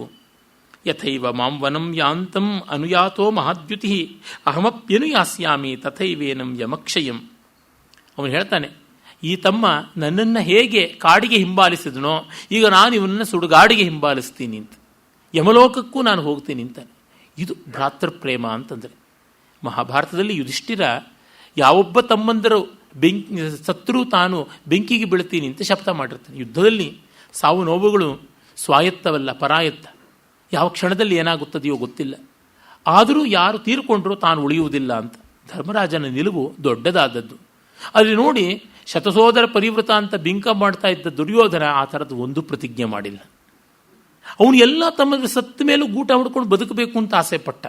ಇದು ಒಂದು ಸಾಕು. ಈ ಒಂದು ಕೇಸ್ ಇಟ್ಕೊಂಡು ದುರ್ಯೋಧನ ನೀಚ ಅಂತ ಅನ್ನೋದನ್ನು ಹೇಳಬಹುದು. ಅಂದರೆ ಅವನು ಸ್ವಾರ್ಥಕ್ಕಾಗಿ ಎಲ್ಲರನ್ನೂ ಬಲಿಗೊಟ್ಟ. ಅಜ್ಜಂದ್ರನ್ನು ಬಲಿಗೊಟ್ಟ, ಗುರುಗಳನ್ನು ಬಲಿಗೊಟ್ಟ, ಸೋದರ ಮಾವನ ಬಲಿಗೊಟ್ಟ, ಭಾವಮೈದನ್ನು ಬಲಿಗೊಟ್ಟ, ತಮ್ಮಂದ್ರನ್ನು ಬಲಿಗೊಟ್ಟ, ಗೆಳೆಯನ ಬಲಿಗೊಟ್ಟ. ಅತ್ತ ಕಡೆ ಯಾರೂ ಉಳಿಯದಂತೆ ಆಗಿಬಿಟ್ಟು. ಹಾಗಿದ್ರೂ ತಾನಿರಬೇಕು ಅಂತ ಹೋಗಿ ವೈಶಂಪಾಯನ ಸರೋವರದಲ್ಲಿ ಗುಟ್ಟಾಗಿ ಧ್ಯಾನ ಮಾಡೋದಕ್ಕೆ ಜಲಸ್ತಂಭನ ಮಂತ್ರವನ್ನು ಜಪ ಮಾಡ್ತಾ ಕೂತ ಅಂತಂದರೆ ಏನದು? ನಮಗೆ ಅಲ್ಲಿಯೇ ಗೊತ್ತಾಗುತ್ತದೆ ಕೌರವ ಪಾಂಡವರಲ್ಲಿ ಯಾರು ಯುಕ್ತ ಯಾರು ಅಯುಕ್ತ ಅಂತ. ದುರ್ದೈವ, ನಮ್ಮ ಕನ್ನಡ ನಾಡಿನಲ್ಲಿ ಪಾಂಡವರು ದುಷ್ಟರು, ಕೌರವರು ಶಿಷ್ಟರು ಅಂತ ಹೇಳ್ತಕ್ಕಂಥವರು ಇದ್ದಾರೆ. ಅವರು ಸಾಹಿತಿ ಬ್ರೂವರ್ಗಳು. ಏನು ಮಾಡೋಣ? ಸುರುಷ್ಟೇನಾಪಿ ವೀರೇಣ ಲಕ್ಷ್ಮಣೇನ ಸಂಸ್ಮರೇ ಪರುಷಂ ವಿಪ್ರಿಯಂ ವಾಪಿ ಶ್ರಾವಿತಂತು ಕದಾಚನ. ಯಾವೊಮ್ಮೆ ಸಂದರ್ಭದಲ್ಲಿಯೂ ಕೂಡ ಎಷ್ಟು ಕೋಪಗೊಂಡಿದ್ದರೂ ನನ್ನ ತಮ್ಮ ಒಂದೇ ಒಂದು ಒರಟಾದ ಮಾತಾಡಿಲ್ಲ, ಒಂದೇ ಒಂದು ಬಿರುನುಡಿಯನ್ನು ಆಡಿಲ್ಲ ಅಂತಾನೆ. ಲಕ್ಷ್ಮಣ ಶೀಘ್ರ ಕೋಪಿ. ಆದರೆ ರಾಮನ ಎದುರಿಗೆ ಒಮ್ಮೆ ಕೂಡ ಆ ಕೋಪದಲ್ಲಿ ಆಕ್ಷೇಪದ ಮಾತನ್ನಾಡಿಲ್ಲ. ಅವನ ಕೋಪ ದಶರಥನ ಮೇಲೆ ತಿರುಗುತ್ತೆ, ಕೈಕೇಯ ಮೇಲೆ ತಿರುಗುತ್ತೆ, ಭರತನ ಮೇಲೆ ತಿರುಗುತ್ತೆ, ಇನ್ನು ಜಗತ್ತಿನಲ್ಲಿ ಯಾರ್ಯಾರ ಮೇಲೂ ಹೋಗುತ್ತೆ. ಆದರೆ ರಾಮ ಲಕ್ಷ್ಮಣ ಪ್ರೀತಿ ಎಂಥದ್ದು ಅಂದರೆ, ರಾಮ ಸೀತೆ ಇವರುಗಳ ಮೇಲೆ ಲಕ್ಷ್ಮಣ ಒಮ್ಮೆ ಕೂಡ ಕನಲಿದ್ದಿಲ್ಲ. ಅಷ್ಟು ಕಠೋರವಾದ ಮಾತುಗಳನ್ನು ಸೀತೆ ಹೇಳಿದಾಗಲೂ ಕೂಡ ಅವನು ಕೆಟ್ಟ ಮಾತುಗಳನ್ನು ಆಡಲಿಲ್ಲ. ನೋಡಿದಾಗ ರಾಮನಿಗೆ ಇದು ಇಷ್ಟು ದೊಡ್ಡ ಸಂಯಮ ಅಂತ ಅನಿಸುತ್ತದೆ. ಕೋಪವೇ ಬರದೇ ಇದ್ದವರು ಕೆಟ್ಟ ಮಾತಾಡೋದು ಆಡದೇ ಇರೋದು ದೊಡ್ಡ ವಿಷಯ ಅಲ್ಲ. ಕೋಪ ಬರೋರು ಕೆಟ್ಟ ಮಾತು ಆಡದೇ ಇದ್ರೆ ಅದು ದೊಡ್ಡ ವಿಷಯ.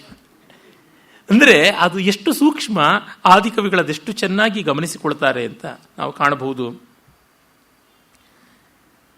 ಆಮೇಲೆ ಸುಗ್ರೀವನಿಗೂ ಹೇಳ್ತಾನೆ, ನೀವು ನನಗಾಗಿ ತುಂಬ ಕಷ್ಟಪಟ್ಟಿದ್ದೀರಾ, ನನ್ನ ಕಾರ್ಯವನ್ನು ನಡೆಸ್ಕೊಡೋದಕ್ಕೆ ಜೀವವನ್ನೇ ಒತ್ತೆಯಾಗಿಟ್ಟು ಬಂದಿದ್ದೀರಾ, ಹೀಗಾಗಿ ನಿಮಗೆಲ್ಲ ನಾನು ಅಪಶ್ಚಿಮ ಪ್ರಣಾಮಗಳನ್ನು ಮಾಡ್ತಾ ಇದ್ದೀನಿ, ಕೊನೆಯ ನಮಸ್ಕಾರವನ್ನೆಲ್ಲ ಹೇಳ್ತಾ ಇದ್ದೀನಿ ಅಂತ ಹೇಳಿ ಅವನು ದುಃಖ ಮಾಡ್ತಾ ಇದ್ದಾಗ ವಿಭೀಷಣ ಗದಾಪಾಣಿಯಾಗಿ ಅಲ್ಲಿಗೆ ಬರ್ತಾನೆ.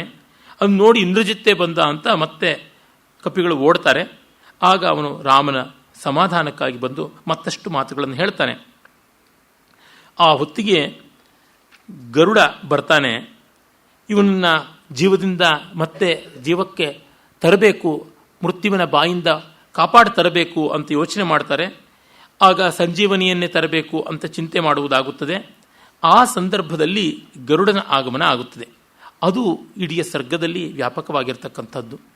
ನೋಡಿ, ಈ ಹೊತ್ತಿಗೆ ವಿಭೀಷಣ ತಾನು ಸ್ವಲ್ಪ ದುಃಖ ಪಡೋದಕ್ಕೆ ಆರಂಭ ಮಾಡ್ತಾನೆ. ಜೀವನ್ನದ್ಯ ವಿಪನ್ನೋಸ್ಮಿ ನಷ್ಟರಾಜ್ಯ ಮನೋರಥಃ ಪ್ರಾಪ್ತ ಪ್ರತಿಜ್ಞಶ್ಚ ರಿಪುಃ ಸಕಾಮೋ ರಾವಣಕೃತಃ ಅಂತ. ಇಲ್ಲಿ ವಿಭೀಷಣ ರಾಜ್ಯದ ಬಗ್ಗೆ ಆಸೆ ಇಟ್ಟುಕೊಂಡಿದ್ದ, ರಾಜ್ಯದ ಬಗ್ಗೆ ಸ್ವಲ್ಪ ಅವನಿಗೆ ಬಯಕೆ ಇತ್ತು ಅಂತ ಗೊತ್ತಾಗುತ್ತದೆ. ಜೀವನ್ನದ್ಯ ವಿಪನ್ನೋಸ್ಮಿ, ಅಯ್ಯೋ ಬದುಕಿ ನಾನು ತೊಂದರೆ ಒಳಗಾಗಿದ್ದೀನಿ, ಈ ಅಣ್ಣ ತಮ್ಮಂದರು ಮೂರ್ಛೆಗೊಳಗಾದರು, ಮತ್ತೆ ನನಗೆ ರಾಜ್ಯ ಸಿಗುತ್ತದೆಯೋ ಇಲ್ಲವೋ ಗೊತ್ತಿಲ್ಲ, ಭಗ್ನರಾಜ್ಯ ಮನೋರಥಃ ನಷ್ಟರಾಜ್ಯ ಮನೋರಥ ಅನ್ನೂ ಮಾತು ಹೇಳ್ತಾನೆ. ವಿಭೀಷಣ ಶರಣಾಗತಿಯನ್ನು ತುಂಬ ದೊಡ್ಡ ರೀತಿಯಲ್ಲಿ ಪ್ರೊಜೆಕ್ಟ್ ಮಾಡಬಾರದು. ಅದು ಒಳ್ಳೆಯದೇ ನಿಜ, ಆದರೆ ಅದನ್ನು ಮೋಕ್ಷದ ಮಟ್ಟಿಗೆ ತೆಗೆದುಕೊಂಡು ಹೋಗಬಾರದು ಅಂತ ನಾನು ಹಿಂದೆ ಹೇಳಿದ್ದನಲ್ಲ. ಅದಕ್ಕೆ ಇದು ಪೂರಕವಾದದ್ದು. ವಿಭೀಷಣನ ವರ್ತನೆ ಸರಿ, ಸಹಜ. ಆದರೆ ಅದನ್ನು ಲೋಕೋತ್ತರ ಅಂತ ಹೇಳೋದಕ್ಕೆ ಆಗೋದಿಲ್ಲ. ಲೋಕ ವ್ಯವಹಾರದೊಳಗೆ ಬರತಕ್ಕಂಥದ್ದು, ಒಂದು ನ್ಯಾಯವಾದದ್ದು, ತುಂಬ ಪ್ರಶಂಸೆಗೆ ಒಳಪಡುವಂಥದ್ದಲ್ಲ. ಆಗ ಸುಷೇಣಾದಿಗಳೆಲ್ಲ ಬರ್ತಾರೆ. ಸುಷೇಣ ಹೇಳ್ತಾನೆ, ಆ ಮೂಲಿಕೆಯನ್ನು ತರಬೇಕಾಗುತ್ತದೆ, ಅದು ಹಿಮಾಲಯದಲ್ಲಿರ್ತಕ್ಕಂಥದ್ದು, ಅದು ಬೃಹಸ್ಪತಿ ಮೊದಲಾದವರುಗಳಿಂದ ಬೆಳೆಯಲ್ಪಟ್ಟದ್ದು. ದೇವಾಸುರ ಸಂಗ್ರಾಮದಲ್ಲಿ ದೇವತೆಗಳೆಲ್ಲ ಸಾಯ್ತಾ ಇದ್ದಾಗ, ಆ ಅಸುರರ ಮಾಯಾಶಕ್ತಿಗೆ ಇವರು ತುತ್ತಾಗಿ ಬಲಿಯಾಗ್ತಾ ಇದ್ದಾಗ ಬೃಹಸ್ಪತಿ ಈ ಚಿಕಿತ್ಸೆಯನ್ನು ಮಾಡ್ತಾ ಇದ್ದ. ಆ ಕಾರಣದಿಂದ ಅದನ್ನು ತೆಗೆದುಕೊಂಡು ಬರಬೇಕು. ಹರಯಸ್ತು ಬಿಜಾನಂತಿ ಪಾರ್ವತೀಸ್ತಾ ಮಹೋಷಧೀ ಸಂಜೀವ ಕರ್ಣೀಂ ದಿವ್ಯಾಂ ವಿಶಲ್ಯಾಂ ದೇವನಿರ್ಮಿತಾಂ ಚಂದ್ರಶ್ಚ ನಾಮ ದ್ರೋಣಶ್ಚ ಕ್ಷೀರೋದೇ ಸಾಗರೋತ್ತಮೆ ಅಮೃತಂ ಯತ್ರ ಮಥಿತಂ ತತ್ರತೆ ಪರಮೌಷಧಿ. ಎಲ್ಲಿ ಅಮೃತವನ್ನು ಮಥನ ಮಾಡಿದ್ರೋ ಆ ಜಾಗದಲ್ಲಿ ಇವುಗಳು ಇರ್ತಕ್ಕಂಥವು. ಪಾರ್ವತಿ ಅಂತಂದರೆ ಪರಮೇಶ್ವರನ ಪತ್ನಿ ಪಾರ್ವತಿ ಅಂತಲ್ಲ, ಪರ್ವತದಲ್ಲಿ ಹುಟ್ಟಿರ್ತಕ್ಕಂಥ ಈ ಮೂಲಿಕೆ, ಅದು ಸ್ತ್ರೀಲಿಂಗದಲ್ಲಿರುವ ಕಾರಣ ಪರ್ವತಸ್ಯ ಇಯಂ ಪಾರ್ವತಿ ಅಂತ ಆಗಿರ್ತಕ್ಕಂಥದ್ದು. ಆ ಮೂಲಿಕೆಗಳು ವಿಶಲ್ಯಕರಣಿ, ಸಂಜೀವಕರಣಿ, ಸಂಧಾನಕರಣಿ, ಸೌವರ್ಚಕರಣಿ ಅಂತ 4 ಬಗೆ ಅಂತ ಮುಂದೆ ಗೊತ್ತಾಗುತ್ತದೆ. ತಿವಿಯಲ್ಪಟ್ಟ ದೇಹದ ಒಳಹೊಕ್ಕ ಆಯುಧವನ್ನು ತೆಗೆಯೋದಕ್ಕೆ ವಿಶಲ್ಯಕರಣಿ. ಶಲ್ಯ ಅಂತಂದರೆ ಒಂದು ಮಾರಕ ಆಯುಧ, ಅದು ದೇಹದ ಒಳಹೊಕ್ಕಾಗ ಅದನ್ನು ತೆಗೀತಕ್ಕಂಥದ್ದು. ಈಗ ಗುಂಡು ಮೊದಲಾದವು ದೇಹದ ಒಳಹೊಕ್ಕಿದ್ದಾಗ ಅದನ್ನು ತೆಗೆಯೋದಕ್ಕೆ ಪ್ರಯತ್ನ ಮಾಡ್ತಾರಲ್ಲ, ಆ ಒಂದು ಪ್ರಯತ್ನ ವಿಶಲ್ಯಕರಣಿ. ಆಮೇಲೆ ಸಂಧಾನಕರಣಿ. ಸಂಧಾನ ಅಂತಂದರೆ ಬೆಸೆಯುವಂಥದ್ದು, ಮೂಳೆ ಮುರಿದಿದ್ದಿರ್ಬೋದು ಅಥವಾ ಮಾಂಸಪೇಶಿಗಳು, ಟಿಶ್ಯೂಸ್ ಅಂತ ಹೇಳ್ತೀವಲ್ಲ, ಅವು ಸ್ನಾಯುಗಳು, ಯಾವುದನ್ನು ನಾವು ಲಿಗಮೆಂಟ್ಸ್ ಅಂತ ಕರಿತೀವಿ, ಮಸಲ್ಸ್ ಅಂತ ಕರಿತೀವಿ, ಅವುಗಳನ್ನು ಬೆಸೆಯುವಂಥದ್ದು, ಅದು ಸಂಧಾನಕರಣಿ. ಅದಾದ ಮೇಲೆ ಸಂಜೀವಕರಣಿ. ಬೆಸೆದದ್ದು ಮಾತ್ರವಲ್ಲ, ಅಲ್ಲಿ ಜೀವ ಚೈತನ್ಯವನ್ನು ಹಾಯಿಸಬೇಕು, ಅದು ಸಂಜೀವಕರಣಿ. ಅದಾದ ಮೇಲೆ ಗಾಯದ ಗುರುತು ಉಳಿಯದಂತೆ ಚರ್ಮಕ್ಕೆ ಮೊದಲಿನ ಕಾಂತಿ ಬರಬೇಕು, ಅಕ್ಷತವಾಗಿ ತೋರಬೇಕು, ಅದಕ್ಕೆ ಸೌವರ್ಚಕರಣಿ.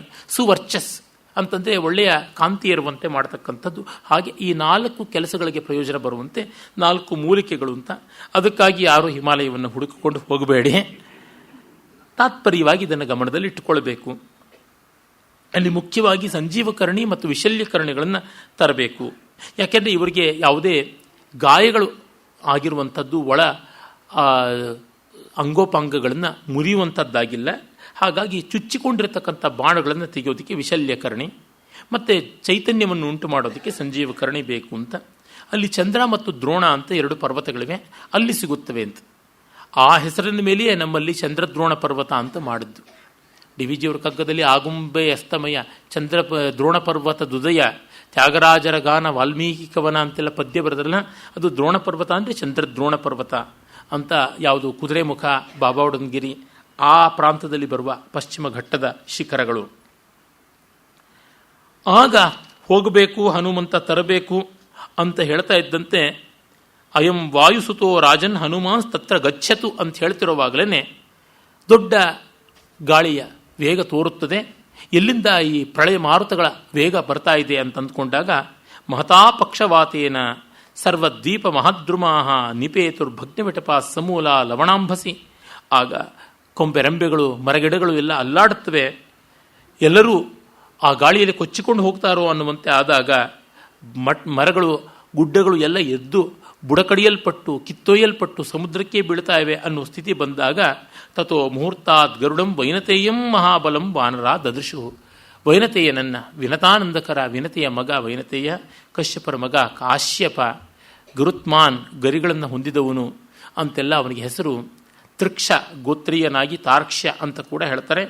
ಹೀಗಿರ್ತಕ್ಕಂಥವರನ್ನು ಅವರು ಕಾಣ್ತಾರೆ. ಅವನು ಬಂದು ರಾಮ ಲಕ್ಷ್ಮಣರಿಗೆ ನಾಗಪಾಶ ವಿಮೋಚನೆ ಮಾಡ್ತಾನೆ. ಅವರ ಮೈಗಳಲ್ಲಿ ಗಾಯ ಮೊದಲಾದವು ಇಲ್ಲದಂತೆ ಆಗಿ ತೇಜೋ ವೀರ್ಯಂ ಬಲಂಚೌಚ ಉತ್ಸಾಹಶ್ಚ ಮಹಾಗುಣ ಪ್ರದರ್ಶನಂಚ ಬುದ್ಧಿಶ್ಚ ಸ್ಮೃತಿಶ್ಚ ದ್ವಿಗುಣಾತಯೋ. ಅವೆಲ್ಲವೂ ದ್ವಿಗುಣವಾಗಿಬಿಟ್ಟು ಅವ್ರ ತೇಜಸ್ಸು, ವೀರ್ಯ, ಬಲ, ಪರಾಕ್ರಮ, ಉತ್ಸಾಹ ಎಲ್ಲವೂ ಕೂಡ ಮತ್ತೆ ಮತ್ತೆ ಮರುಕಳಿಸಿಕೊಂಡು ಬಂದು ಅವು ದುಪ್ಪಟ್ಟಾಗಿ ಅವರಿಗೆ ಆರೋಗ್ಯ, ಬಲ ಎಲ್ಲ ಸಿದ್ಧವಾಯಿತು. ಆಮೇಲೆ ಕೇಳ್ತಾರೆ, ನೀನು ಹೇಗೆ ಬಂದೆ, ಯಾವ ರೀತಿಯಾಗಿ ಬಂದೆ ಅಂದಾಗ ಅಹಂತೆ ಸಖಾ ಕಾಕುತ್ಥ ಪ್ರಿಯ ಪ್ರಾಣೋ ಬಹಿಶ್ಚರ. ನಾನು ನಿನ್ನ ಗೆಳೆಯ, ಗರುತ್ಮಾನಿಹ ಸಂಪ್ರಾಪ್ತೋ ಯವಯೋ ಸಾಹ್ಯ ಕಾರಣ. ನಾನು ಗರುತ್ಮಂತ ನಿಮ್ಮ ನೆರವಿಗಾಗಿ ಬಂದೆ ಅಂತ ಹೇಳ್ತಾನೆ. ಗರುತ್ಮಾನ್ ರಾಮನಿಗೆ ಹೇಗೆ ಗೆಳೆಯ ಅಂತಂದರೆ ಕಥಾನಕದೊಳಗೇನೆ ಉಂಟು. ಜಟಾಯು ಗರುಡನ ಅಣ್ಣನ ಮಗ. ಜಟಾಯು ಮತ್ತು ಸಂಪಾತಿ ಇಬ್ಬರು ಗರುಡನ ಅಣ್ಣನಾದ ಅರುಣನ ಮಕ್ಕಳು. ಹೀಗೆ ಜಟಾಯುವನ್ನು ಆತ್ಮೀಯವಾಗಿ ಬಲ್ಲಂಥ ರಾಮನಿಗೆ ಬಂಧು ಅಂತ ಒಂದು. ಮತ್ತೊಂದು ರಾಮ ಮಹಾವಿಷ್ಣುವಿನ ಅವತಾರ ಅಂತ ಗೊತ್ತೇ ಇದೆ. ಹಾಗಾಗಿ ಗರುಡ ಆತನಿಗೆ ಆತ್ಮೀಯ ಅನ್ನೋದು ತಿಳಿದೇ ಇದೆ. ಹೀಗೆ ಎಲ್ಲ ರೀತಿಯಿಂದಲೂ ಸಮರ್ಥನೆ ಮಾಡಬಹುದು. ಮತ್ತು ಇದು ಕಾವ್ಯ, ಈ ಅಲೌಕಿಕ ಎಲ್ಲ ಕಾವ್ಯದಲ್ಲಿ ಸಾಮಾನ್ಯ. ಆಮೇಲೆ ಹೇಳ್ತಾನೆ, ಏತೇ ನಾಗಾ ಕಾದ್ರವೇಯ ತೀಕ್ಷ್ಣದಂಷ್ಟ್ರಾ ವಿಶೋಲ್ಬಣಾ ರಕ್ಷೋ ಮಾಯಾ ಪ್ರಭಾವೇನ ಶರಾ ಭೂತ್ವಾ ತ್ವದಾಶ್ರಿತಾಶ್. ನಿನ್ನ ಮೈಯನ್ನ, ನಿನ್ನ ತಮ್ಮನ ಮೈಯನ್ನ ಸುತ್ತಿಕೊಂಡು ನಮಗೆ ಹಿಂಸೆ ಕೊಟ್ಟವು, ಮೂರ್ಛೆಗೊಳಿಸಿದವು, ವಿಷವೇರಿಸಿದವು ಈ ಕಾದ್ರವೇಯ, ಕದ್ರೂ ಅನ್ನುವ ಕಶ್ಯಪ ಪತ್ನಿಯ ಮಕ್ಕಳು, ನನ್ನ ಸವತಿ ತಾಯಿಯ ಮಕ್ಕಳು. ಅವರಿಗೂ ನನಗೂ ಆಗರ್ಭ ದ್ವೇಷ. ನಾನು ಬರುತ್ತಿದ್ದಂತೆಯೇ ಅವೆಲ್ಲ ಇಲ್ಲದಂತೆ ಹೋದವು. ನಾನು ವಿಷವನ್ನೆಲ್ಲ ಇಳಿಸಿದ್ದೀನಿ. ನೀನು ಯೋಚನೆ ಮಾಡಬೇಡ. ಸಭಾಗ್ಯಶ್ಚಾಸಿ ಧರ್ಮಜ್ಞ ರಾಮ ಸತ್ಯಪರಾಕ್ರಮ ಲಕ್ಷ್ಮಣೇನ ಸಹ ಭ್ರಾತ ಸಮರೇ ರಿಪುಘಾತಿನ. ನೀನು ನೆಮ್ಮದಿಯಿಂದ ಇರು, ನಿನ್ನ ತಮ್ಮ ಆರೋಗ್ಯವಂತನಾಗಿ ನಿನ್ನ ಜೊತೆ ಕೂಡಿದನಲ್ಲ ಅಂತ ಹೇಳಿ ಅವನು ಹೊರಡ್ತಾನೆ. ಇತ್ತ ವಾನರ ವೀರರಿಗೆ ಸಂತೋಷ. ಅವರು ಮತ್ತೆ ತಥೋ ಭೇರಿ ಸಮ ಜಗ್ನು ಮೃದಂಗಾಂಶ್ಚ ಅಪ್ಯನಾದಯನ್ ದದ್ಮುಶಂಖಾನ್ ಸಂಪ್ರಕೃಷ್ಟಾ ಕ್ಷೇಲಂತ್ಯಪಿ ಯಥಾಪುರಂ. ಅವರು ಎಲ್ಲ ರಣವಾದ್ಯಗಳನ್ನು ಮೊಳಗಿಸಿ ಬಾಲವನ್ನು ಅಪ್ಪಳಿಸಿ ಬಡೀತಾರೆ. ನೇದುರ್ಲಾಂಗೂಲಾನ್ ದುದುವುಸ್ತದ ಬಾಲಗಳನ್ನು ಕೊಡವಿ ಮೈಯನ್ನು ಜಾಡಿಸಿಕೊಂಡು ಸಿಂಹನಾದಗಳನ್ನು ಮಾಡಿ ಆರ್ಭಟಿಸ್ತಾರೆ. ಇದನ್ನೆಲ್ಲ ಕೇಳ್ತಾ ಇದ್ದಂತೆ ರಾವಣನಿಗೆ ಆಶ್ಚರ್ಯ. ಇದೇನಿದು? ಬಹೂನಾಂ ಸುಮಹಾನ್ನಾದೋ ಮೇಘಾನಾಮಿವ ಗರ್ಜಿತಂ ವ್ಯಕ್ತಂ ಸುಮಹತಿ ಪ್ರೀತಿರೇತೇಷಾಂ ನಾತ್ರ ಸಂಶಯ. ಇದ್ಯಾತಕ್ಕೆ ಹೀಗಾಯಿತು, ಏನಿದು ಅಂತಂದುಕೊಳ್ತಾನೆ. ಆಗ ಅವರು ಮತ್ತೆ ಪರಿಶೀಲನೆ ಮಾಡ್ತಾರೆ. ಗೊತ್ತಾಗುತ್ತದೆ, ರಾಮ ಲಕ್ಷ್ಮಣರು ಇಂದ್ರಜಿತ್ತಿನ ನಾಗಾಸ್ತ್ರದ ಪ್ರಭಾವಕ್ಕೆ ತುತ್ತಾಗಿದ್ದವರು ಅದರಿಂದ ಹೊರಗೆ ಬಂದಿದ್ದಾರೆ. ಅವರು ಮತ್ತಷ್ಟು ಶಕ್ತಿಶಾಲಿಗಳಾಗಿದ್ದಾರೆ ಅಂತ ಗೊತ್ತಾಗುತ್ತದೆ. ಆಗ ರಾವಣ ನಿರುಪಾಯನಾಗಿ ಇಂದ್ರಜಿತ್ತು ಆ ದಿವ್ಯಾಸ್ತ್ರಗಳನ್ನು ಮತ್ತೆ ಕರೆಯುವುದಕ್ಕೆ ಸಾಧ್ಯವೇ ಅಂತ ಯೋಚನೆ ಮಾಡ್ತಾನೆ. ಆಗುವಂಥದ್ದಲ್ಲ. ದಿವ್ಯಾಸ್ತ್ರಗಳೆಲ್ಲ ಮತ್ತೆ ಮತ್ತೆ ಬರ್ತಾ ಇರಬೇಕು, ಹೋಗ್ತಾ ಇರಬೇಕು ಅಂದರೆ ಅವೇನು ನಮ್ಮ ಮನೆ ಮಂದಿ ಕೆಟ್ಟೋದ್ವೇ? ಅಲ್ಲ. ಒಮ್ಮೆ ಕರೆದ ಮೇಲೆ ಮತ್ತೆ ಮತ್ತೆ ಅವನ್ನು ಕರೆಯಬಾರದು. ಆ ರೀತಿಯಾಗಿದ್ದಂಥದ್ದು. ಹಾಗಾಗಿ ಧೂಮ್ರಾಕ್ಷ ಅಂತಕ್ಕಂಥ ಒಬ್ಬ ರಾಕ್ಷಸ ಪ್ರಮುಖನನ್ನು ಕಳಿಸ್ತಾನೆ. ಆ ಧೂಮ್ರಾಕ್ಷ ಮತ್ತೆ ಯುದ್ಧ ಮಾಡ್ತಾನೆ. ಯುದ್ಧದಲ್ಲಿ ಹನುಮಂತನ ಕೈಯಲ್ಲಿ ಅವನು ಸಾಯ್ತಾನೆ. ಆ ಸಂದರ್ಭದಲ್ಲಿ ಆದಿಕವಿಗಳ ಕಾವ್ಯ ಲೀಲೆ ನೋಡಿ ಯಾವ ಥರದ್ದು.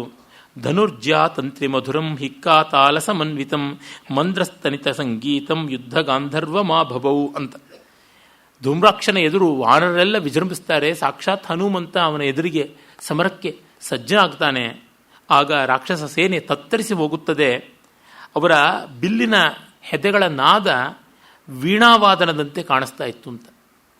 ಬಿಲ್ಲಿನ ಹೆದೆ ಮೀಟಿದರೆ ಠಣ್ಣಂತ ಶಬ್ದ ಬರುತ್ತದಲ್ಲ, ಆ ರೀತಿಯಾಗಿತ್ತು ಆ ಒಂದು ಯುದ್ಧ ರಂಗದ ವೀಣಾನಾದ. ಇನ್ನು ಅವರಿಗೆ ಹನುಮಂತನನ್ನು ನೋಡಿ ಭಯದಿಂದ ಬಿಕ್ಕಳಿಕೆ ಬರ್ತಾ ಇತ್ತಂತೆ. ಆ ಬಿಕ್ಕಳಿಕೆಗೆ ಒಂದು ಲಯವಿದ್ದು ಅದು ತಾಳದಂತೆ ಆಯ್ತಂತೆ. ಮತ್ತೆ ಅವರು ನಡಕ, ಆ ನಡಕದಲ್ಲಿ ಮಾತು ಮಂದ್ರಶ್ರುತಿಗೆ ಬಂದುಬಿಡ್ತು. ಮಂದ್ರಸ್ತನಿತ ಸಂಗೀತಂ, ಮಂದ್ರಶ್ರುತಿಯಲ್ಲಿ ಹಾಡ್ತಾ ಇದ್ದಾರೆ, ಬಾಸ್ ವಾಯ್ಸಲ್ಲಿ ಮಂದ್ರಸ್ಥಾಯಿಯ ಸಂಚಾರಗಳನ್ನು ಮಾಡ್ತಾ ಇದ್ದಾರೆ ಅನ್ನುವಂಥ ಯುದ್ಧ ಗಾಂಧರ್ವ ಮಾಭವು, ಯುದ್ಧವೆಂಬ ಸಂಗೀತಕ ವಿಜೃಂಭಿಸಿತು ಅಂತ. ಆಗ ಸತು ಪವನಸುತೋ ನಿಹತ್ಯ ಶತ್ರುಂ ಕ್ಷತಜ ವಹಾಸರಿತಶ್ಚ ಸನ್ನಿಕೀರ್ಯ ರಿಪುವಧಜ ನಿತಶ್ರಮೋ ಮಹಾತ್ಮ ಮುದಮಗಮತ್ಕ ಪಿಪಿಶ್ಚ ಪೂಜ್ಯಮಾನ. ಅವನು ಶತ್ರು ಸಂಹಾರ ಮಾಡಿ ತನ್ನ ರಕ್ತಸಿಕ್ತವಾದ ಮೈಯಲ್ಲಿಯೂ ಕೂಡ ರಾಕ್ಷಸ ವೀರ ಸಂಹಾರದ ಕಾರಣ ಸ್ವಪಕ್ಷಪಾತಿಗಳಾದ ವಾನರರಿಗೆ ಸಂತೋಷವನ್ನು ಕೊಟ್ಟ ಅಂತ. ಅದಾದ ಮೇಲೆ ರಾವಣ ಅಂತೂ ಒಬ್ಬರಾದ ಮೇಲೆ ಒಬ್ಬರು ಕಳಿಸ್ತಲೇ ಇರ್ತಾನೆ. ಒಂದು 50 ಜನ ರಾಕ್ಷಸರು ಬರ್ತಾರೆ. ಇಡೀ ಯುದ್ಧಕಾಂಡದಲ್ಲಿ ಅದೆಷ್ಟು ಜನ ರಾಕ್ಷಸ ವೀರರ ಹೆಸರುಗಳು ಬರ್ತವೆಯೋ. ಒಬ್ಬೊಬ್ಬರೂ ಬರೋದು ಬೆಂಕಿಯ ಮೇಲೆ ಎರಗಿದ ಶಲಭಗಳಂತೆ ಸತ್ತು ಹೋಗುವುದು, ಇದೇ ಕಾಣಿಸ್ತಾ ಇರ್ತದೆ. ವಾನರ ಪಕ್ಷದಲ್ಲಿ ಒಂದೂ ಸಾವಾಗೋದಿಲ್ಲ. No casualties of any kind. ಇದನ್ನು ರಾಮಾಯಣದ ಯುದ್ಧ ಒಂದು ಸ್ವಲ್ಪ ಕೃತ್ರಿಮವಾಯ್ತಲ್ಲ ಅಂತ ಕೆಲವರು ಹೇಳ್ತಾರೆ. ರಾಮಾಯಣದ ಎಷ್ಟೋ ಘಟನೆಗಳನ್ನು ನೋಡಿದ್ರೆ ನಮಗೆ ನಂಬಕ್ಕಾಗೋಲ್ಲ. ಅಣ್ಣ ತಮ್ಮಂದ್ರಷ್ಟು ಚೆನ್ನಾಗಿರ್ತಾರ ಅಂತ ಈ ಕಾಲದಲ್ಲಿ ಎಲ್ಲರೂ ಅಂದ್ಕೋಬೇಕಲ್ವೇ? ಅಲ್ಲಿಯೇ ನಿಮಗೆ ನಂಬೋಕ್ಕಾಗಲ್ಲ ಅಂದರೆ ಹೀಗಿದ್ದರೆ ಚೆನ್ನ ಅಂತ ಅನಿಸುತ್ತೋ ಇಲ್ವೋ? ಇದು ಬಹಳ ಮುಖ್ಯ. ಹೀಗಿರಬೇಕು ಅಂತ ಅನಿಸುತ್ತದಲ್ಲ ಕಾವ್ಯ, ಹೀಗಿರಬೇಕು ಅಂತ ಮಾಡಿದರೆ ಎಷ್ಟೋ ಚೆನ್ನ.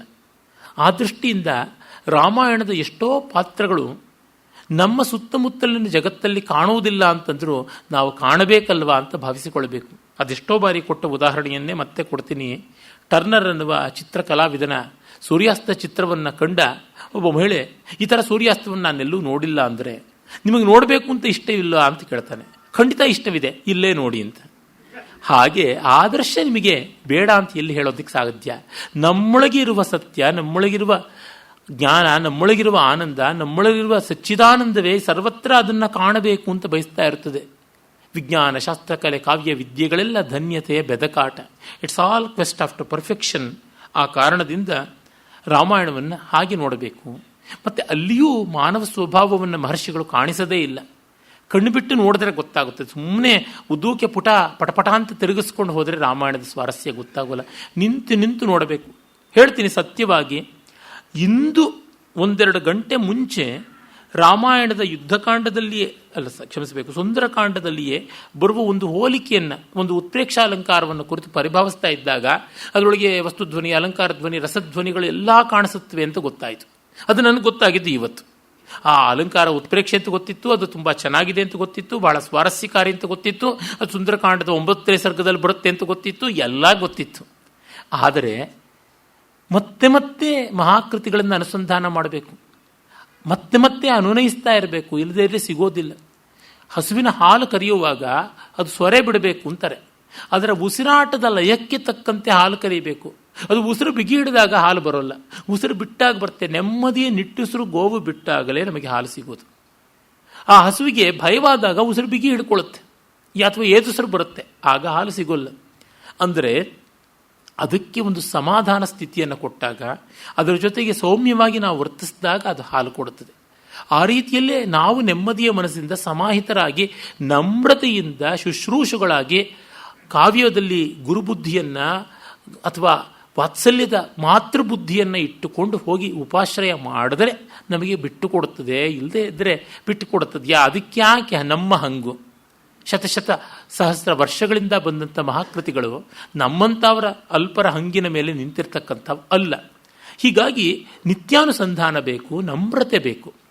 ಹಾಗೆ ಅದನ್ನು ಪೂರ್ತಿ ನಾವು ಎಕ್ಸಾಸ್ಟ್ ಮಾಡಿದ್ದೀವಿ ಅಂತ ಹೇಳೋಕ್ಕಾಗುತ್ತಿದೆ. ಆ ವಾಚಸ್ಪತಿ ಸಹಸ್ರಾಣಾಂ ಸಹಸ್ರೈರಪಿ ಯತ್ತತಃ ಪ್ರಮೃಷ್ಟಾಪಿ ಕ್ಷಯಂ ನೈತಿ ಪ್ರಕೃತಿ ಜಗತಾಮಿವ ಅಂತ ಆನಂದವರ್ಧನ ಹೇಳಿದ್ದು ಅದೇ ಕಾರಣದಿಂದ. ಸಾವಿರ ಬೃಹಸ್ಪತಿಗಳು ಬಂದರೂ ಮಹಾಕವಿಗಳ ಮಾತುಗಳನ್ನು, ಕಲ್ಪನಾಶೀಲತೆಯನ್ನು ಖಾಲಿ ಮಾಡೋದಕ್ಕೆ ಸಾಧ್ಯವಿಲ್ಲ ಅಂತ. ಹಾಗೆ ಸೂಕ್ಷ್ಮಗಳು ಬಂದೇ ಬರುತ್ತವೆ, ಗೊತ್ತಾಗುತ್ತವೆ. ಅಲ್ಲಿ ಕಾಣ್ತಕ್ಕಂಥ ವಾಸ್ತವ ಜೀವನದ ಸೂಕ್ಷ್ಮಗಳು ಎಷ್ಟೆಷ್ಟೋ ಇವೆ. ಅದು ತುಂಬ ಮನೋಹರವಾದದ್ದು. ಆಮೇಲೆ ವಜ್ರದ ಮಿಶ್ರ ಅಂತ ಒಬ್ಬ ರಾಕ್ಷಸ ಬರ್ತಾನೆ. ಎಂದಿನಂತೆ ಅವನು ಬರುವುದು, ಯುದ್ಧ ಮಾಡುವುದು, ಸಾಯುವುದು, ಇದೇ ರೀತಿಯಾಗುತ್ತದೆ. ಅಂಗದ ಮಹಾವೀರನಾಗಿ ಅವನ ಎದುರು ನಿಲ್ತಾನೆ. ಜಗ್ರಾಹ ಚಾರ್ಷಭಂ ಚರ್ಮ ಖಡ್ಗಂಚ ವಿಪುಲಂ ಶುಭಂ. ಇದು ಒಂದು ಸೂಕ್ತಿ, ಒಂದು ಪಂಕ್ತಿ. ಅವನು ದೊಡ್ಡ ಅಂಗದ ಗುರಾಣಿಯನ್ನು ಹಿಡಿದಿದ್ದ. ಆ ಗುರಾಣಿ ಎತ್ತಿನ ಚರ್ಮದಿಂದ ಆಗಿರುತ್ತದ್ದು ಅಂತ. ನಮ್ಮಲ್ಲಿ ಗುರಾಣಿಗಳು ಲೋಹದಿಂದ, ಬಿದಿರಿನ ತಡಿಕೆಯಿಂದ, ಮರದಿಂದ, ಚರ್ಮದಿಂದ ಎಲ್ಲ ಆದಂಥವು ಬಳಕೆಗೆ ಬರ್ತಾ ಇದ್ವು. ಆದರೆ ಅದರ ವಿವರಗಳು ಎಷ್ಟೋ ಕಡೆ ನಮಗೆ ಸಿಗುವಂಥದ್ದಲ್ಲ. ಈಗ ಕಾಳಿದಾಸನ ಕಾವ್ಯದಲ್ಲಿ ಎಲ್ಲಿ ನೋಡಿದ್ರು ಈ ರೀತಿಯಾದಂಥ ಚಾರ್ಮಣ ಢಾಲ ಅಥವಾ ಚಾರ್ಮಣ ಖೇಟ ಅಂದರೆ ಗುರಾಣಿ ಸಿಗುವಂಥದ್ದಲ್ಲ. ಗ್ರೀಕರ ಕಾವ್ಯದಲ್ಲಿ ಮತ್ತೆ ಬರ್ತದೆ 7 ಪದರಗಳ ವೃಷಭ ಚರ್ಮ ನಿರ್ಮಿತವಾದಂತಹ ಗುರಾಣಿಗಳು ಅಂತ. ಆದರೆ ಇಂಥದ್ದು ಇಲ್ಲಿ ಕಂಡಾಗ ಕಲ್ಚರಲ್ ಸ್ಟಡಿ ಮಾಡುವವರಿಗೆ ಈ ಕಾವ್ಯ ಬರೆದಾಗ ಈ ರೀತಿಯಾದ ಗುರಾಣಿಗಳು ಬಳಕೆಯಲ್ಲಿದ್ದುವು ಅಂತ ಗೊತ್ತಾಗುತ್ತದೆ. ಆ ದೃಷ್ಟಿಯವರಿಗೆ ಇದು ತುಂಬ ಬೆಲೆ ಬಾಳತಕ್ಕಂಥದ್ದು. ಆದರೆ ಸುಮ್ಮನೆ ರಾಮಾಯಣ ಓದುವರಿಗೆ ಅವನು ಯಾವ ಗುರಾಣಿ ಹಿಡಿದಿದ್ದ, ಯಾವ ಕತ್ತಿ, ಯಾವ ಮೇಕು, ಯಾವ ಬ್ರ್ಯಾಂಡು ಅದು ಮುಖ್ಯವಾಗೋಲ್ಲ. ಆಯಾ ವಿಷಯದಲ್ಲಿ ತಜ್ಞತೆ ಇದ್ದವರಿಗೆ ಅದದು ಬಹಳ ಮುಖ್ಯವಾಗ್ತಾ ಇರ್ತದೆ. ಸೀತೆಯನ್ನು ಹನುಮಂತ ಕಂಡಾಗ ಅವಳು ಹೇಗೆ ಸೊರಗೋಗಿದ್ದಳು ಅಂತಂದರೆ ಪ್ರತಿಪತ್ ಪಾಠಶೀಲಸ್ಯ ವಿದ್ಯೇವತನು ತಾಮ್ಗತ ಅಂತ ಪ್ರಸಿದ್ಧವಾದ ಹೋಲಿಕೆ ಬರುತ್ತದೆ.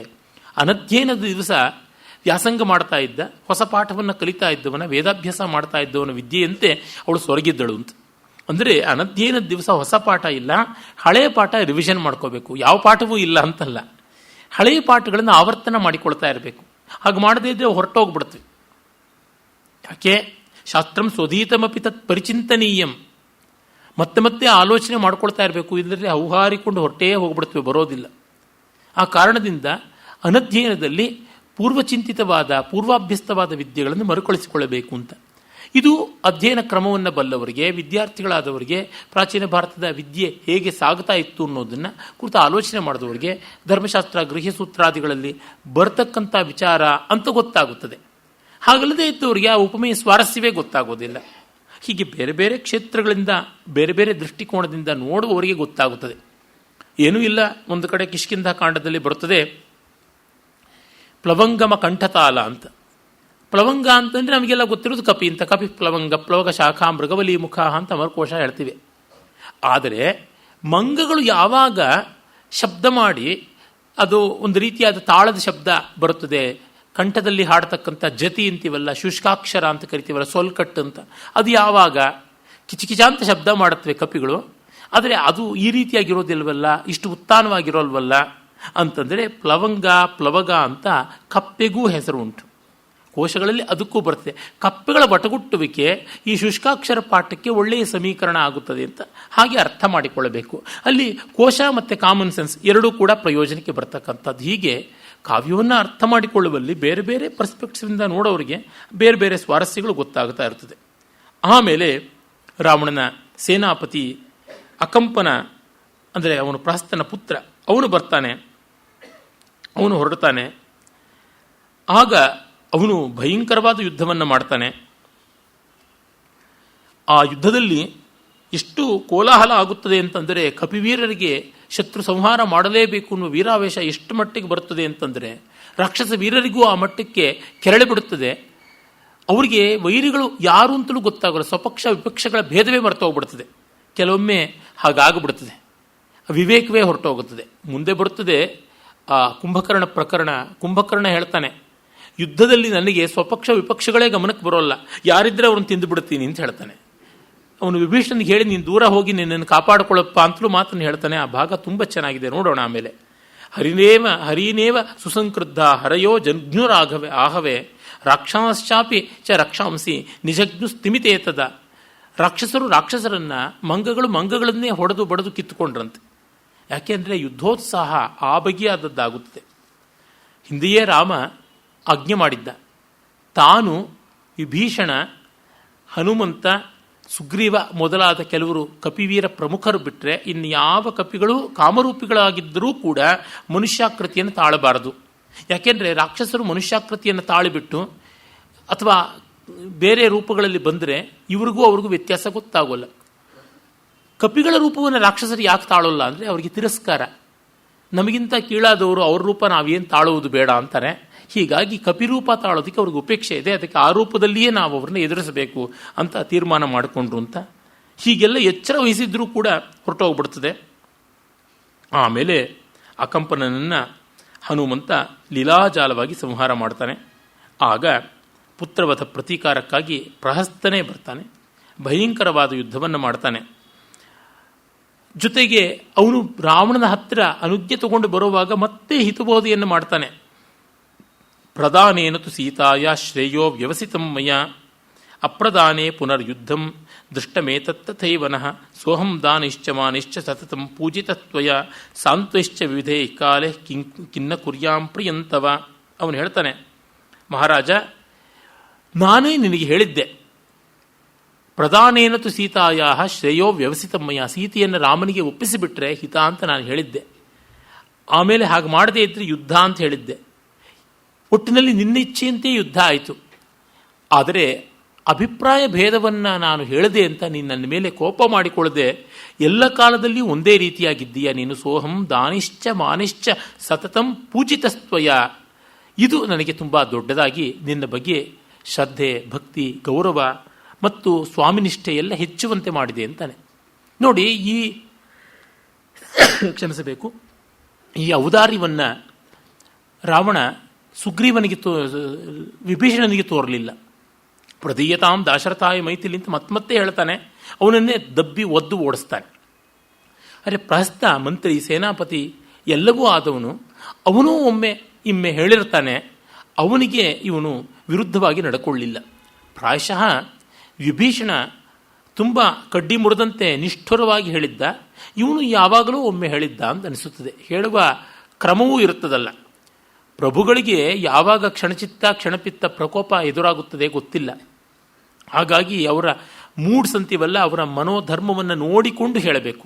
ಪಾಪ ಅದನ್ಯಾವುದನ್ನು ಬಲ್ಲವನಲ್ಲ, ಹಿತವನ್ನೇ ಗಮನದಲ್ಲಿಟ್ಟುಕೊಂಡು, ವಿಶೇಷವಾಗಿ ಲಂಕೆಯ ಸಮಷ್ಟಿ ಹಿತವನ್ನು ಅವಧಾನದಲ್ಲಿರಿಸಿಕೊಂಡು ವಿಭೀಷಣ ಹೇಳ್ದ. ವಿಭೀಷಣನ ಮಾತನ್ನು ರಾವಣ ಕೇಳಲಿಲ್ಲ, ಅದು ನಮಗೆ ಗೊತ್ತೇ ಇದೆ. ಆದರೆ ಪ್ರಸ್ತ ಕೂಡ ಹೇಳಿದ್ದ. ಅದನ್ನು ರಾವಣ ತಪ್ಪಾಗಿ ತಿಳಿದುಕೊಂಡಿರಲಿಲ್ಲ. ಇದು ಒಂದು ಅಭಿಪ್ರಾಯ ಅಂತ ಹೇಳಿ ಎಂದಿನಂತೆ ಅವನನ್ನು ದೊಡ್ಡ ಸ್ಥಾನದಲ್ಲಿ ಇರಿಸಿ ಗೌರವಿಸಿ ಅವನಿಗೆ ಸಂಬಳ ಸಾರಿಗೆ ಎಲ್ಲ ವ್ಯವಸ್ಥೆ ಮಾಡಿದ್ದ. ಅಂದರೆ ರಾವಣನಿಗೂ ಕೂಡ ಡಿಫರೆನ್ಸ್ ಆಫ್ ಒಪಿನಿಯನ್ ಇದ್ದವರ ಜೊತೆಗೆ ಒಂದು ಮಟ್ಟದ ಅಗ್ರಿಮೆಂಟ್ ಇತ್ತು. Ravana is not a complete dark character. ಆದಿಕವಿಗಳ ಔದಾರ್ಯ ಅಂಥದ್ದು, ಮಾನವ ಸ್ವಭಾವ ಪರಿಶೀಲನೆ ಅಂಥದ್ದು, ಅವನಲ್ಲಿ ಇರುವಂಥ ಸದ್ಗುಣಗಳು ಅದು ಯಾವ ಪ್ರಮಾಣದಲ್ಲಿದ್ದರೂ ಅದನ್ನು ಕಾಣಿಸ್ತೀನಿ ಅಂತಕ್ಕಂಥದ್ದು. ವಾಲಿಬಾಯಲ್ಲಿ ಎಷ್ಟು ಒಳ್ಳೆ ಮಾತುಗಳನ್ನು ಆದಿಕವಿಗಳು ಹೇಳಿಸಿದ್ದಾರೆ. ಇದೆಲ್ಲ ಕಂಡಾಗ ಗೊತ್ತಾಗುತ್ತದೆ ಅವರು ಒಂದನ್ನೆಲ್ಲ ಕೆಟ್ಟದ್ದು ಅಂತ ಬ್ರ್ಯಾಂಡ್ ಮಾಡಿ ನಿರ್ಮೂಲನೆ ಮಾಡಬೇಕು ಅಂತಲ್ಲ. ಆ ರಾಕ್ಷಸ ಕುಲದಿಂದಲೇ ಬಂದವನಲ್ವಾ ವಿಭೀಷಣ, ಅಲ್ಲಿಂದಲೇ ಬಂದವಳಲ್ವಾ ಮಂಡೋದರಿ, ಅವರೆಲ್ಲ ಒಳ್ಳೆಯವರಲ್ವೇ? ಯಾಕೆ ಅಖಿಲ ಲಂಕಾ ರಾಕ್ಷಸ ಸ್ತ್ರೀಯರು ಪಾಪ ಒಳ್ಳೆಯವರು, ಅವ್ರು ಬಂದು ಸಂಕಟ ಪಡ್ತಾರೆ. ಇದೆಲ್ಲ ನಾವು ಕಾಣ್ತೀವಿ. ಹೀಗಾಗಿ ನಾವು ರಾವಣನ ಈ ಒಂದು ಒಳ್ಳೆಯ ದೃಷ್ಟಿಕೋನ ಅಷ್ಟೋ ಇಷ್ಟೋ ಪ್ರಹಸ್ತನ ಬಗೆಗೆ ಇದ್ದದ್ದನ್ನು ಪ್ರಹಸ್ತ ಜ್ಞಾಪಕ ಇಟ್ಟುಕೊಂಡಿದ್ದ ಅನ್ನುವ ಮಾತಿನ ಮೂಲಕ ತೋರಿಸ್ತಾರೆ. ಇದು ನಿಜಕ್ಕೂ ರಮಣೀಯವಾದ ಹೃದಯಂಗಮವಾದ ಕವಿ ನಿಬದ್ಧ ಪ್ರೌಢೋಕ್ತಿ. ರಾವಣ ಹೀಗೆ ಒಂದು ಬೇರೆಯ ಪ್ರತಿಕೂಲ ಅಭಿಪ್ರಾಯ ಬಂದಾಗಲೂ ಅದನ್ನು ಗಮನಿಸಿಕೊಳ್ತಾ ಇದ್ದ, ತಳ್ಳಿ ಹಾಕ್ತಾ ಇರಲಿಲ್ಲ, ಅವ್ರ ಜೊತೆ ಕೇಡಾಗಿ ನಡ್ಕೊಳ್ತಿರಲಿಲ್ಲ ಅಂತ ತಾವಾಗಿ ಹೇಳದೆ ಪಾತ್ರದ ಮೂಲಕ ಹೇಳಿಸ್ತಾರಲ್ಲ, ಅಲ್ಲಿ ಸ್ವಾರಸ್ಯ ಹೆಚ್ಚು. ಮತ್ತೆ ಅದಷ್ಟೇ ಅವನಿಗೆ ದೊಡ್ಡದಾಗಿ ಕಾಣಿಸುತ್ತದೆ. ರಾವಣನ ಈ ಕಡ್ಡಿಯಷ್ಟು ಗುಣ ಪ್ರಹಸ್ತನಿಗೆ ಪರ್ವತದಂತೆ ಕಾಣಿಸುತ್ತದೆ. ಕಾರಣ ತನ್ನ ಸ್ವಾಮಿ ತನಗೆ ಅನುಕೂಲ ಆಗಿದೆ. ಈಚೆಗೆ ನನ್ನ ಪರಿಚಿತರು ಬಹಳ ಸಜ್ಜನರಾದವರು, ತುಂಬ ಉತ್ತಮರು ನಿಸ್ಪೃಹರು ಆದವರು ಮನೆಗೆ ಬಂದಿದ್ದರು. ಅದು ಇದು ಮಾತಾಡ್ತಾ ಇದ್ದಾಗ ಅವರ ಪ್ರಾಂತದ ಒಬ್ಬ ರಾಜಕೀಯ ವ್ಯಕ್ತಿಯ ಬಗ್ಗೆ ಮಾತು ಬಂತು. ಅವರು ಅಯೋಗ್ಯರು ಅಂತ ಅನಿಸುತ್ತೆ, ನೋಡಿದ್ರೆ ಅವ್ರಿಗೆ ಗೆದ್ದು ಬಂದಿದ್ದೇ ಪ್ರಾಮಾಣಿಕವಾದ ಪಥದಿಂದ ಅಲ್ಲ ಅಂತ ಏನೋ ನನ್ನ ಇನ್ನೊಬ್ಬರು ಸ್ನೇಹಿತರು ಹೇಳಿದಾಗ, ಆ ಬಂದವರು ಇಲ್ಲ ಇಲ್ಲ ನೀವು ಅವ್ರನ್ನ ತಪ್ಪಾಗಿ ತಿಳ್ಕೊಂಡಿದ್ದೀರಾ, ಎಷ್ಟು ಒಳ್ಳೆಯವರು, ನಮಗೆಲ್ಲ ಏನು ಉಪಕಾರ ಮಾಡಿದ್ದಾರೆ ಅಂತ ಹೇಳಿದ್ರು. ಅದಷ್ಟು ಅವರಿಗೆ ವ್ಯಕ್ತಿಗತವಾಗಿ ಆದ ಉಪಕಾರ, ಅರೆ ಸಮಾಜಕ್ಕಾದ ಉಪಕಾರ ಅಲ್ಲ. ನನ್ನ ಆ ಸ್ನೇಹಿತರಿಗೆ ತಮಗಾದ ಉಪಕಾರ ದೊಡ್ಡದು ಅಂತ ಅನಿಸ್ತು. ಒಂದು ಉಪಕಾರ ಒಬ್ಬರಿಗೆ ಮಾಡಿ 10 ಕಡೆ ಅಪಕಾರ ಲೋಕಕ್ಕೆ ಮಾಡ್ತಾರೆ.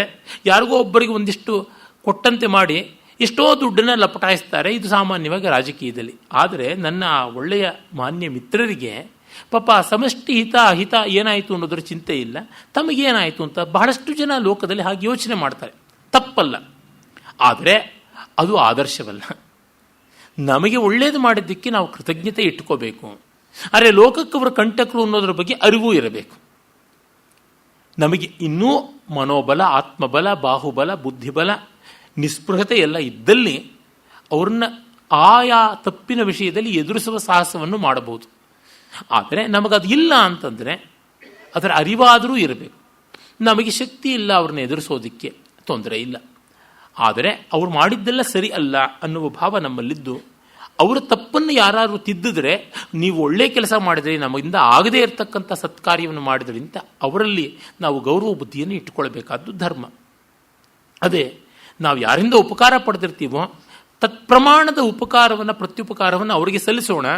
ಆದರೆ ಅವರ ಅನ್ಯಾಯದಲ್ಲಿ ನಾವು ಭಾಗಿಯಾಗೋದು ಬೇಡ. ಎಷ್ಟು ಸಾಧ್ಯವೋ ಅಷ್ಟು ದೂರ ಇರಬೇಕು. ಇದು ತುಂಬ ಕಷ್ಟ. ಇಲ್ಲಿ ಇಷ್ಟು ಲೆಕ್ಕಾಚಾರವಾಗಿ ನಡ್ಕೊಳ್ಳೋಕ್ಕೆ ಸಾಧ್ಯವಿಲ್ಲ. ಆದರೂ ಶ್ರೇಯಸ್ಸಿನ ಪಥ ಏನು ಅಂತ ಅನ್ನೋದನ್ನು ನೋಡಬೇಕು ಅಂತ ಇವೆಲ್ಲ ಸೂಕ್ಷ್ಮಗಳು ಈ ಸನ್ನಿವೇಶದಲ್ಲಿ ಗೊತ್ತಾಗುತ್ತದೆ. ಆಮೇಲೆ ಅವನು ಹೊರಡ್ತಾನೆ ಯುದ್ಧಕ್ಕೆ. ಅವನು ಹೇಳ್ತಾನೆ, ನಾನು ನಹಿಮೇ ಜೀವಿತಂ ರಕ್ಷ್ಯಂ ಪುತ್ರದಾರ ಧನಾನಿಚ ಕಿನ್ನ ಕುರ್ಯಾಂ ಪ್ರಿಯಂತವ. ನಿನ್ನ ಪ್ರೀತಿಯಾಗೋದು ಯಾರು ತಾನೇ ನಾನು ಮಾಡೋಕ್ಕಾಗೋಲ್ಲ, ಎಲ್ಲವನ್ನೂ ಮಾಡ್ತೀನಿ, ಹೆಂಡತಿ ಮಕ್ಕಳು ಮತ್ತೊಂದು ಮಗದೊಂದು ಯಾವುದು ಬೇಡ ನನಗೆ ಅಂತ ಹೇಳಿ ಅವನು ಯುದ್ಧಕ್ಕೆ ಹೊರಡ್ತಾನೆ. ಭಯಾನಕವಾದ ಯುದ್ಧವಾಗುತ್ತದೆ. ಅಗ್ನಿವರ ಪ್ರಸಾದಿಯಾದಂತಹ ನೀಲ ಅವನ ಸಂಹಾರ ಮಾಡ್ತಾನೆ. ನೋಡಿ, ಅವನು ಆ ಲಂಕಾ ನಗರದಿಂದ ಹೊರಕ್ಕೆ ಬಂದಾಗ ತತಃ ಪ್ರಹಸ್ತಂ ನಿರ್ಯಾಂತಂ ದೃಷ್ಟ್ವಾ ಭೀಮಪರಾಕ್ರಮಂ ಉವಾಚ ಸಸ್ಮಿತಂ ರಾಮೋ ವಿಭೀಷಣ ಮರಿಂದಮಃ. ಅವನನ್ನು ನೋಡ್ತಾ ಮುಗುಳ್ನಗೆಯಿಂದ ರಾಮ ಕೇಳ್ತಾನಂತೆ. ಈ ಸಸ್ಮಿತಂ ಅನ್ನೋದಿದೆಯಲ್ಲ, ಪ್ರಹಸ್ತ ಅಂದರೆ ರಾವಣನ ಬಲಗೈ ಬಂಟ. ಅವನು ಎದುರಿಗೆ ಬರ್ತಾ ಇದ್ದಾಗ ರಾಮ ಅಸಸ್ಮಿತಂ ನಗನಗ್ತಾ ಕೇಳ್ತಾನೆ ಅಂತಂದರೆ ಅವನ ಬಲ ಎಂಥದ್ದು, ಆತ್ಮವಿಶ್ವಾಸ ಎಂಥದ್ದು. ಅಂಥ ಎದುರಾಳಿ ಬರ್ತಾ ಇದ್ರು, ಇವನು ಯಾರು ಅಂತ ಯಾವುದೇ ಉದ್ವಿಗ್ನತೆ ಇಲ್ಲದೆ, ಆಂಗ್ಸೈಟಿ ಇಲ್ಲದೆ, ಎಕ್ಸೈಟ್ಮೆಂಟ್ ಇಲ್ಲದೆ ಕೇಳ್ತಾನಲ್ಲ, ಯಾವ ಸಮಚಿತ್ತತೆ, ಇಷ್ಟು ದೊಡ್ಡದಾದದ್ದು. ರಾಮನಿಗೆ ತನ್ನ ಪರಾಕ್ರಮದ ಮೇಲೆ ಅಸಾಮಾನ್ಯವಾದ ಆತ್ಮವಿಶ್ವಾಸ, ಅದು ಸುಳ್ಳಲ್ಲ, ಅವನು ನಡೆಸಿಕೊಂಡವನು. ಈ ರೀತಿಯಾದ ವೀರರು ಜಗತ್ತಿನಲ್ಲಿ ಎಷ್ಟು ಜನ ಸಿಗ್ತಾರೆ. ಅದನ್ನು ವ್ಯಾಖ್ಯಾನಕಾರರು ಬೇರೆ ಬೇರೆಯಾಗಿ ಹೇಳ್ತಾರೆ. ಅವನ ಆಕಾರ ವಿಕಾರವನ್ನು ನೋಡಿ ಕೇಳ್ತಾನೆ ಅಂತ. ಅದಕ್ಕಿಂತಲೂ ಈ ದೃಷ್ಟಿ ಮೇಲು ಅಂತ ನನ್ನ ಭಾವನೆ. ಆಮೇಲೆ ಯುದ್ಧ ನಡೆಯುತ್ತದೆ. ಒಂದು ಮಾಲೆಯೇ ಬರ್ತದೆ, ಸಾವಯವ ರೂಪಕಾಲಂಕಾರ. ಸಾವಯವ ರೂಪಕಾಲಂಕಾರ ಅಂದರೆ ಒಂದು ಸಂಪೂರ್ಣ ಚಿತ್ರವನ್ನೇ ಕೊಡುವಂತಹ ರೂಪಕ. ಅಂದರೆ ಈಗ ಅವನ ಮುಖಚಂದ್ರ, ಮುಖಕಮಲ ಅಂತೆಲ್ಲ ಬೇರೆ ಬೇರೆ ಬೇರೆಯಾಗಿ ಹೇಳಿದ್ರೆ ಅದನ್ನು ರೂಪಕ ಸಮುಚ್ಚಯ, ಮಾಲಾರೂಪಕ ಅಂತ ಹಾಗೆ ಕರೀತಾರೆ. ಆದರೆ ಒಂದೊಂದು ಅಂಗೋಪಾಂಗಗಳಿಗೆ ಎಲ್ಲಕ್ಕೂ ಅನ್ವಿತವಾಗುವಂತೆ ಮಾಡ್ತಾರೆ. ಈಗ ಭೀಷ್ಮ ದ್ರೋಣ ತಟ, ಜಯದ್ರಥ ಜಲ, ಗಾಂಧಾರ ನೀಲೋತ್ಪಲ, ಶಲ್ಯಗ್ರಾಹವತಿ ಅಂತೆಲ್ಲ ಭೀಷ್ಮ ದ್ರೋಣರು ದಡಗಳಾಗಿದ್ದರು. ಆಮೇಲೆ ಶಲ್ಯ ಮೊಸಳೆಯಾಗಿದ್ದ. ಭೀಷ್ಮದ್ರೋಣ ತಟ ಅಂತ ಹೇಳಿದಾಗ ಭೀಷ್ಮದ್ರೋಣರಿಬ್ಬರು ದಡ, ಮಧ್ಯದಲ್ಲಿ ಹರಿದಂಥದ್ದು ರಣನದಿ, ಕೈವರ್ತಕ ಕೇಶವ, ಕೃಷ್ಣ ಅಂಬಿಗನಾಗಿದ್ದ. ಹೀಗೆ ಸೋತ್ತೀರ್ಣ ರಣನದಿ ಪಾಂಡವೈಹಿ ಅಂತನ್ನುವುದು. ಗಾಂಧಾರ ನೀಲೋತ್ಪಲ, ಗಾಂಧಾರ ಅಂತಕ್ಕಂಥವನು ಅಂದರೆ ಗಾಂಧಾರ ರಾಜನಾದ ಶಕುನಿ, ಅವರು ಅಲ್ಲಿದ್ದಂಥ ಕನ್ನೈದಿಲೆ. ಹೀಗೆ ಕೃಪೇಣ ವಹನಿ, ಕೃಪಾ ಅಲ್ಲಿದ್ದ ಸೆಳವು ಅಂತ ಹೀಗೆ ಇಡೀ ಒಂದು ಚಿತ್ರಣ.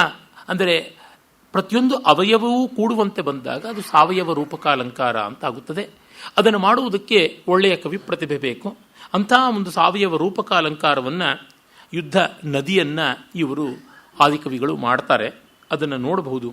ಹತವೀರೌಘ ವಪ್ರಾಂತು ಭಗ್ನಾಯುಧ ಮಹಾದ್ರುಮಾಂ ಶೋಣಿತೌಘ ಮಹಾತೋಯಾಂ ಯಮಸಾಗರಗಾಮಿನೀಂ ಯಕೃತ್ಪ್ಲೀಹ ಮಹಾಪಂಕಾಂ ವಿನಿಕೀರ್ಣಾಂತ್ರ ಶೈವಲಾಂ ಭಿನ್ನಕಾಯ ಶಿರೋ ಮೀನಾಂ ಅಂಗಾವಯವಶಾದ್ವಲಾಂ ಗೃಧ್ರಹಂಸಗಣ ಕೀರ್ಣಾಂ ಕಂಕಸಾರಸ ಸೇವಿತಾಂ ಮೇಧಸ್ಫೇನ ಸಮ ಕೀರ್ಣಾಂ ಆರ್ತಸ್ತನಿತ ನಿಸ್ವನಾಂ ತಾಂಕಾ ಪುರುಷ ದುಸ್ತಾರಾಂ ಯುದ್ಧ ಭೂಮಿಮಯೀಂ ನದೀಮಿವ ಘನ ಅಪಾಯೇ ಹಂಸಸಾರಸ ಸೇವಿತಾಂ ರಾಕ್ಷಸಾ ಕಪಿ ಮುಖ್ಯಾಶ್ಚ ತೇರುಸ್ತಾಂ ದುಸ್ತರಾಂ ನದೀಂ ಯಥಾ ಪದ್ಮರಜೋಧ್ವಸ್ತಾಂ ನಲಿನೀಂ ಗಜಯೂಥಪಾಹ.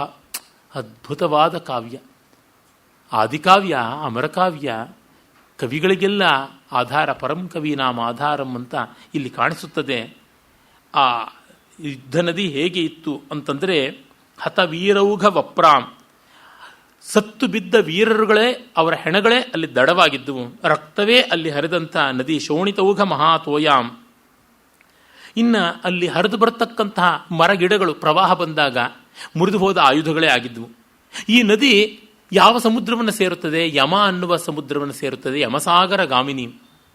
ಇನ್ನು ಅಲ್ಲಿ ಆ ನದಿಯಲ್ಲಿ ಕೆಸರು ಬೇಕಲ್ಲ, ಯಕೃತ್ತು ಪ್ಲೀಹ ಅಂತಂದರೆ ಯಾವುದನ್ನು ನಾವು ಗಾಲ್ ಬ್ಲಾಡರು, ಲಿವರ್ ಅಂತೆಲ್ಲ ಕರಿತೀವಿ.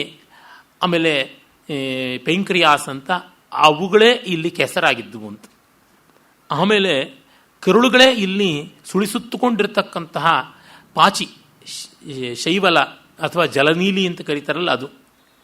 ಇನ್ನು ಕೈ ಕಾಲುಗಳು ತುಂಡಾಗಿ ಬಿದ್ದು ಅಲ್ಲಿ ತೇಲಾಡ್ತಾ ಇದ್ವಲ್ಲ, ಅವೇ ಮೀನುಗಳಾಗಿದ್ವು. ಇನ್ನು ಆ ಒಂದು ಹೆಣಗಳನ್ನು ತಿನ್ನುವುದಕ್ಕೆ, ರಕ್ತ ಮಾಂಸಗಳ ಆಸ್ವಾದಕ್ಕೆ ಅಂತ ಬಂದಂತಹ ರಣಹದ್ದುಗಳೇ ಹಂಸಗಳಾಗಿದ್ವಂತೆ. ನದಿಯಲ್ಲಿ ಹಂಸ ಇರುತ್ತದೆ, ಈ ರಣನದಿಯಲ್ಲಿ ರಣಹದ್ದುಗಳೇ ಇರುತ್ತವೆ. ಇನ್ನು ಮಾಮೂಲಿ ಹದ್ದುಗಳು ಅಂತೀವಲ್ಲ, ಕಂಕ ಅಂತಕ್ಕಂಥದ್ದು, ಜನರಲ್ ಕೈಟ್ಸ್ ಅಂತ ಹೇಳ್ತಾರಲ್ಲ, ವಲ್ಚರ್ಸ್ ಆದರೆ ರಣಹದ್ದುಗಳು, ಗೃದ್ರಗಳು. ಕಂಕ ಅಂತಂದರೆ ಕೈಟ್ ಅಂತ. ಅವು ಇಲ್ಲಿ ಸಾರಸ ಪಕ್ಷಿಗಳು, ಕೊಕ್ಕರೆಗಳಂತೆ ಅವು ಕಾಣ್ತಾ ಇದ್ವು. ಇನ್ನು ಅಲ್ಲಲ್ಲಿ ತೇಲ್ತಾ ಇದ್ದಂಥ ಬೆಳ್ಳಗಿನ ಮೇಧಸ್ಸು, ಕೊಬ್ಬು, ಅದು ನೊರೆಯಾಗಿತ್ತು. ಇನ್ನು ಆರ್ತರ ಚೀತ್ಕಾರಗಳೇ ನದಿಯ ಗರ್ಗರ ರವ, ಪ್ರವಾಹ ಆ ರೀತಿಯಾಗಿತ್ತು, ಪ್ರವಾಹದ ಭೋರ್ಗರೆತವಾಗಿತ್ತು. ಈ ನದಿಯನ್ನು ಹೇಡಿಗಳು ದಾಟೋಕ್ಕಾಗ್ತಿರಲಿಲ್ಲ ಅಂತ. ತಾಂ ಕಾಪುರುಷ ದುಸ್ತಾರಾಂ ಯುದ್ಧ ಭೂಮಿ ಮಯೀಂ ನದೀಮಿವ ಘನಾಪಾಯೇ ಹಂಸಸಾರಸ ಸೇವಿತಾಂ. ಒಳ್ಳೆ ಮಳೆಗಾಲದ ಭೋರ್ಗರಿಯುವ ನದಿಯಂತೆ ಇದ್ದಂಥ ಆ ರಣನದಿಯನ್ನು ರಾಕ್ಷಸ ವೀರರು ಕಪಿಮುಖ್ಯರು ದಾಟಿದ್ರು. ಹೇಗೆ ಅಂತಂದರೆ ಕಮಲಗಳಿಂದ ತುಂಬಿ ಕೆಸರು ತುಂಬಿ ದಾಟಲಾಗದೇ ಇರತಕ್ಕಂಥ ನದಿಯನ್ನು ಆನೆಗಳು ಲೀಲಾಜಾಲವಾಗಿ ದಾಟುವಂತೆ ಈ ನಾಯಕ ಗಜಗಳು ದಾಟದವು ಅಂತ. ಎಷ್ಟು ಸುಂದರವಾದ ಒಂದು ಎಲ್ಲ ಸಾವಯವ ರೂಪಕಾಲಂಕಾರವನ್ನು ಮಾಡಿದ್ದಾರೆ. ಇದು ಕಾಳಿದಾಸಾದಿಗಳು ಇಷ್ಟು ವಿಸ್ತಾರವಾಗಿ ಮಾಡಿಲ್ಲದೆ ಇರತಕ್ಕಂಥದ್ದು, ಕಷ್ಟ ಇದೆ. ಆಮೇಲೆ ಬಂದಂಥ ಕವಿಗಳು ದೊಡ್ಡ ದೊಡ್ಡ ಕಾವ್ಯಗಳು ಬರೆದರು ಅಂದರೆ ದೀರ್ಘವಾದ ಕಾವ್ಯಗಳು, ಗಾತ್ರದಲ್ಲಿ ದೊಡ್ಡವು, ಗುಣದಲ್ಲಿ ಅಲ್ಲ. ಹರವಿಜಯ ಇರಬಹುದು, ಅಥವಾ ಶ್ರೀಕಂಠ ಚರಿತ ಇರಬಹುದು, ಅಥವಾ ರಾಮಚರಿತ ಇರಬಹುದು. ಇಂಥದ್ದೆಲ್ಲ ಅಲ್ಲಿ ಇಲ್ಲಿ ಒಳ್ಳೆ ಪದ್ಯಗಳು ಬರ್ತವಾದರೂ ಈ ರೀತಿಯಾದ ಪ್ರವಾಹ ಧೋರಣೆ ಕಾಣುವಂಥದ್ದಲ್ಲ. ಆಮೇಲೆ ಪ್ರಹಸ್ತನನ್ನು ಕೊಲ್ಲುವುದಾಗುತ್ತದೆ. ನೀಲ ಸಂಹಾರ ಮಾಡ್ತಾನೆ.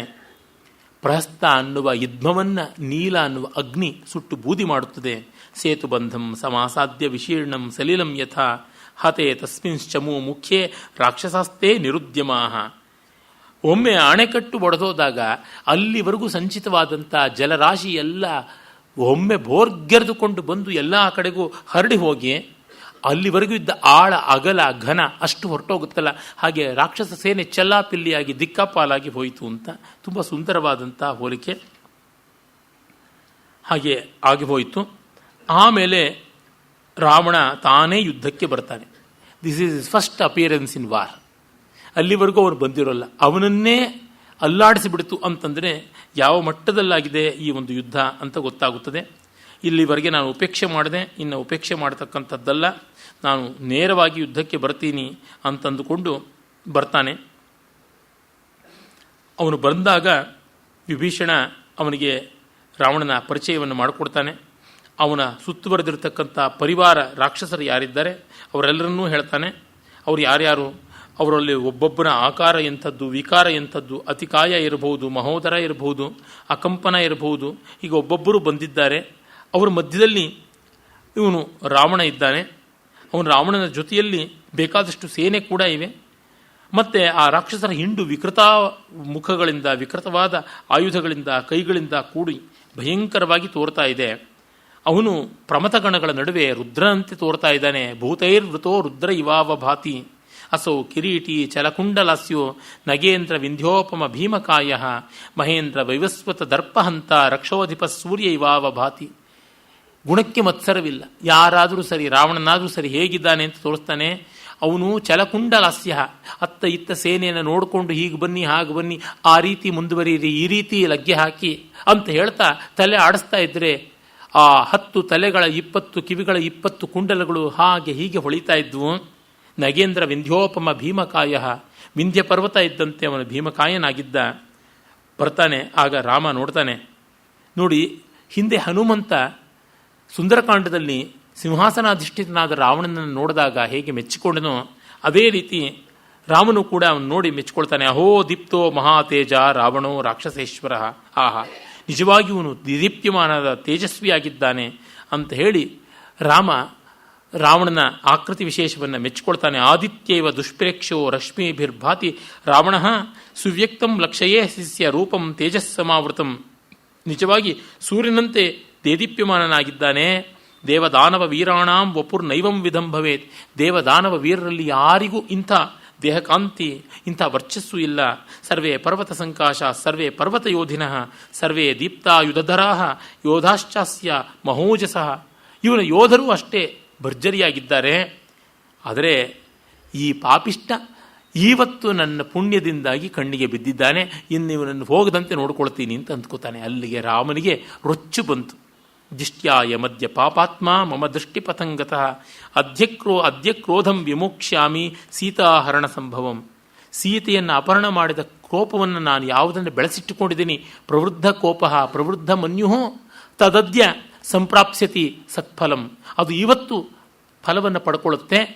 ಮೈ ರ್ಯಾತ್ ವಿಲ್ ಬಿಕಮ್ ಫ್ರೂಟ್ಫುಲ್. ಅದು ಫಲವನ್ನು ಪಡ್ಕೊಂಡು ಸಂತೋಷ ಪಡುತ್ತದೆ, ವೈರಿ ಧ್ವಂಸವಾಗುತ್ತದೆ ಅಂತ ಅಂದ್ಕೋತಾನೆ. ಆದರೆ ರಾವಣನ ಅಸಹಾಯಕತೆಯನ್ನು ನೋಡಿ ಕಡೆಗೆ ಅವನನ್ನು ಅವತ್ತು ಬಿಟ್ಟು ಕೊಡ್ತಾನೆ, ಕಳಿಸಿಕೊಡ್ತಾನೆ. ರಾಮನ ಔದಾರ್ಯ ಅಂಥದ್ದು. ಆಮೇಲೆ ರಾಮ ಎದುರಿಗೆ ಬರ್ತಾನೆ. ಆಂಜನೇಯನು ಅವನು ಮುಂದೆಗೆ ಬರ್ತಾನೆ.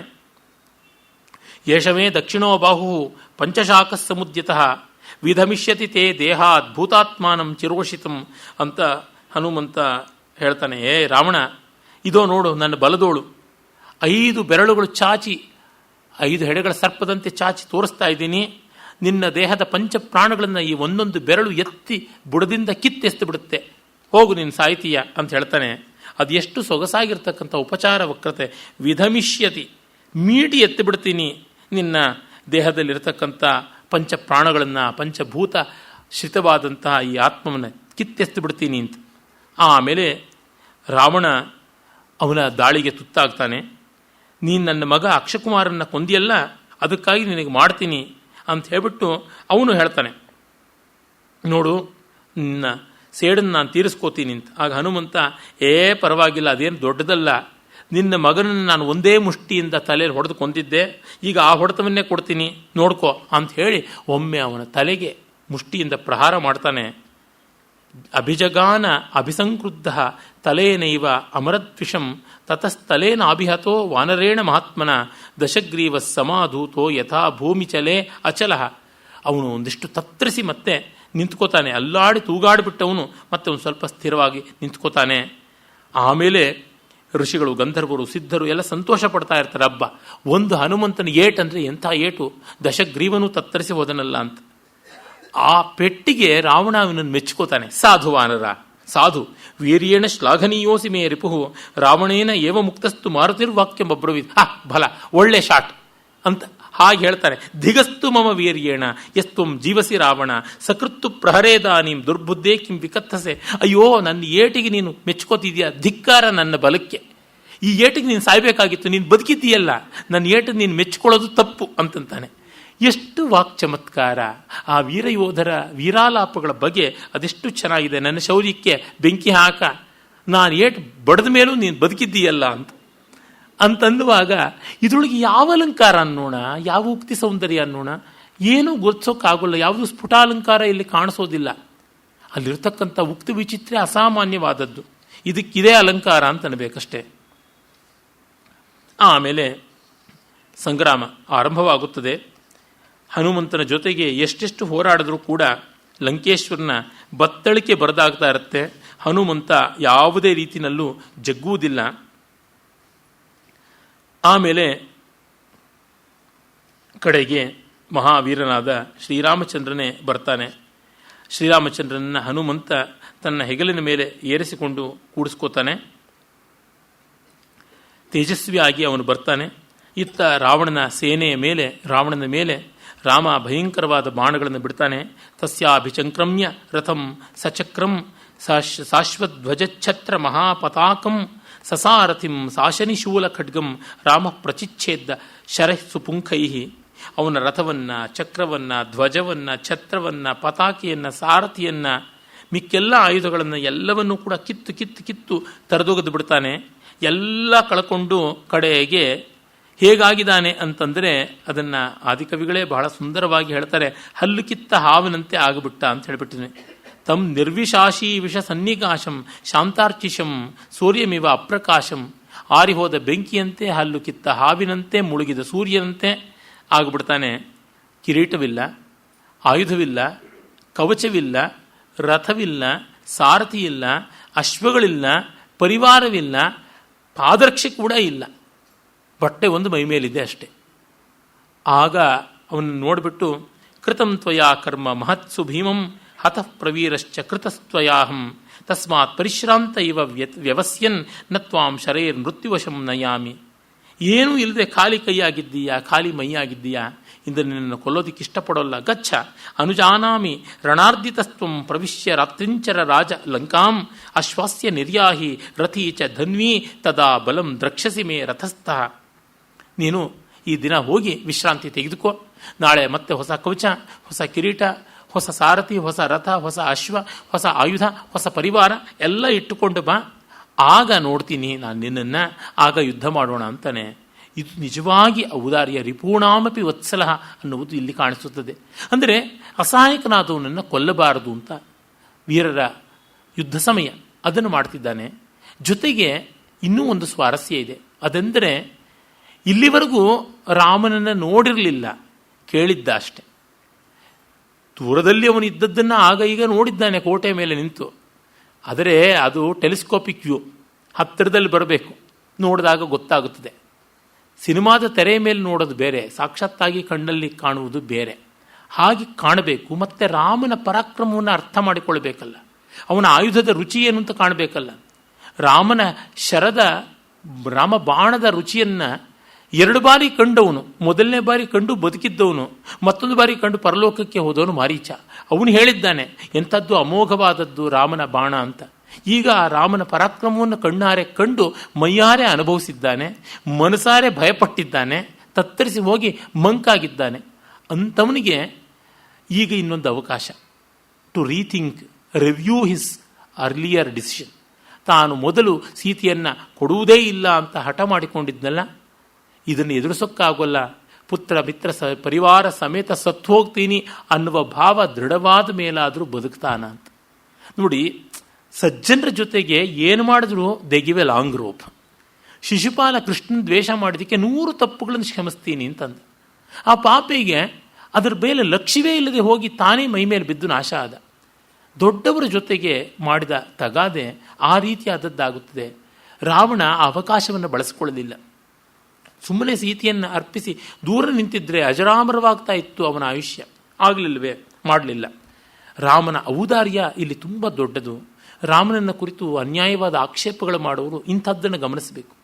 ಯಾವ ವಾಲ್ಮೀಕಿ ರಾಮಾಯಣವನ್ನೇ ಇಟ್ಟುಕೊಂಡು ರಾಮನನ್ನು ಕೊಂಡಾಡ್ತಾರೋ ಆ ವಾಲ್ಮೀಕಿ ರಾಮಾಯಣವನ್ನೇ ನೋಡಿದರೆ ರಾಮನ ಮಹತ್ವ ಎಂಥದ್ದು ಅಂತ ಗೊತ್ತಾಗುತ್ತದೆ.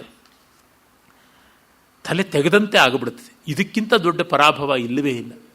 ಇದುವರೆಗೂ ಅವನು ಈ ಥರದ ಅವಮಾನವನ್ನು ಕಂಡದ್ದೇ ಅಲ್ಲ. ಯಮಲೋಕಕ್ಕೆ ಹೋಗಿ ಯುದ್ಧ ಮಾಡಬೇಕು ಅಂತ ದಕ್ಷಿಣ ದಿಕ್ಕಿಗೆ ಪ್ರಸ್ಥಾನ ಮಾಡಿದ್ದಾಗ ರಾವಣ ಯಮನೇ ಅಂತರ್ಧಾನ ಆಗಿಬಿಡ್ತಾನೆ. ಯಮನ ದಂಡ ಪಾಶಗಳು ಕೂಡ ಕೆಲಸಕ್ಕೆ ಬರೋಲ್ಲ. ಉತ್ತರಕಾಂಡದಲ್ಲಿ ಬರುತ್ತದೆ ಆ ಕಥೆ. ಅಂಥವನು ಈಗ ಒಬ್ಬ ರಾಜಕುಮಾರ ಮನುಷ್ಯ ಮಾತ್ರದವನ ಎದುರಿಗೆ, ಪದಾತಿಯ ಎದುರಿಗೆ ಸೋತನಲ್ಲ ಅಂತ.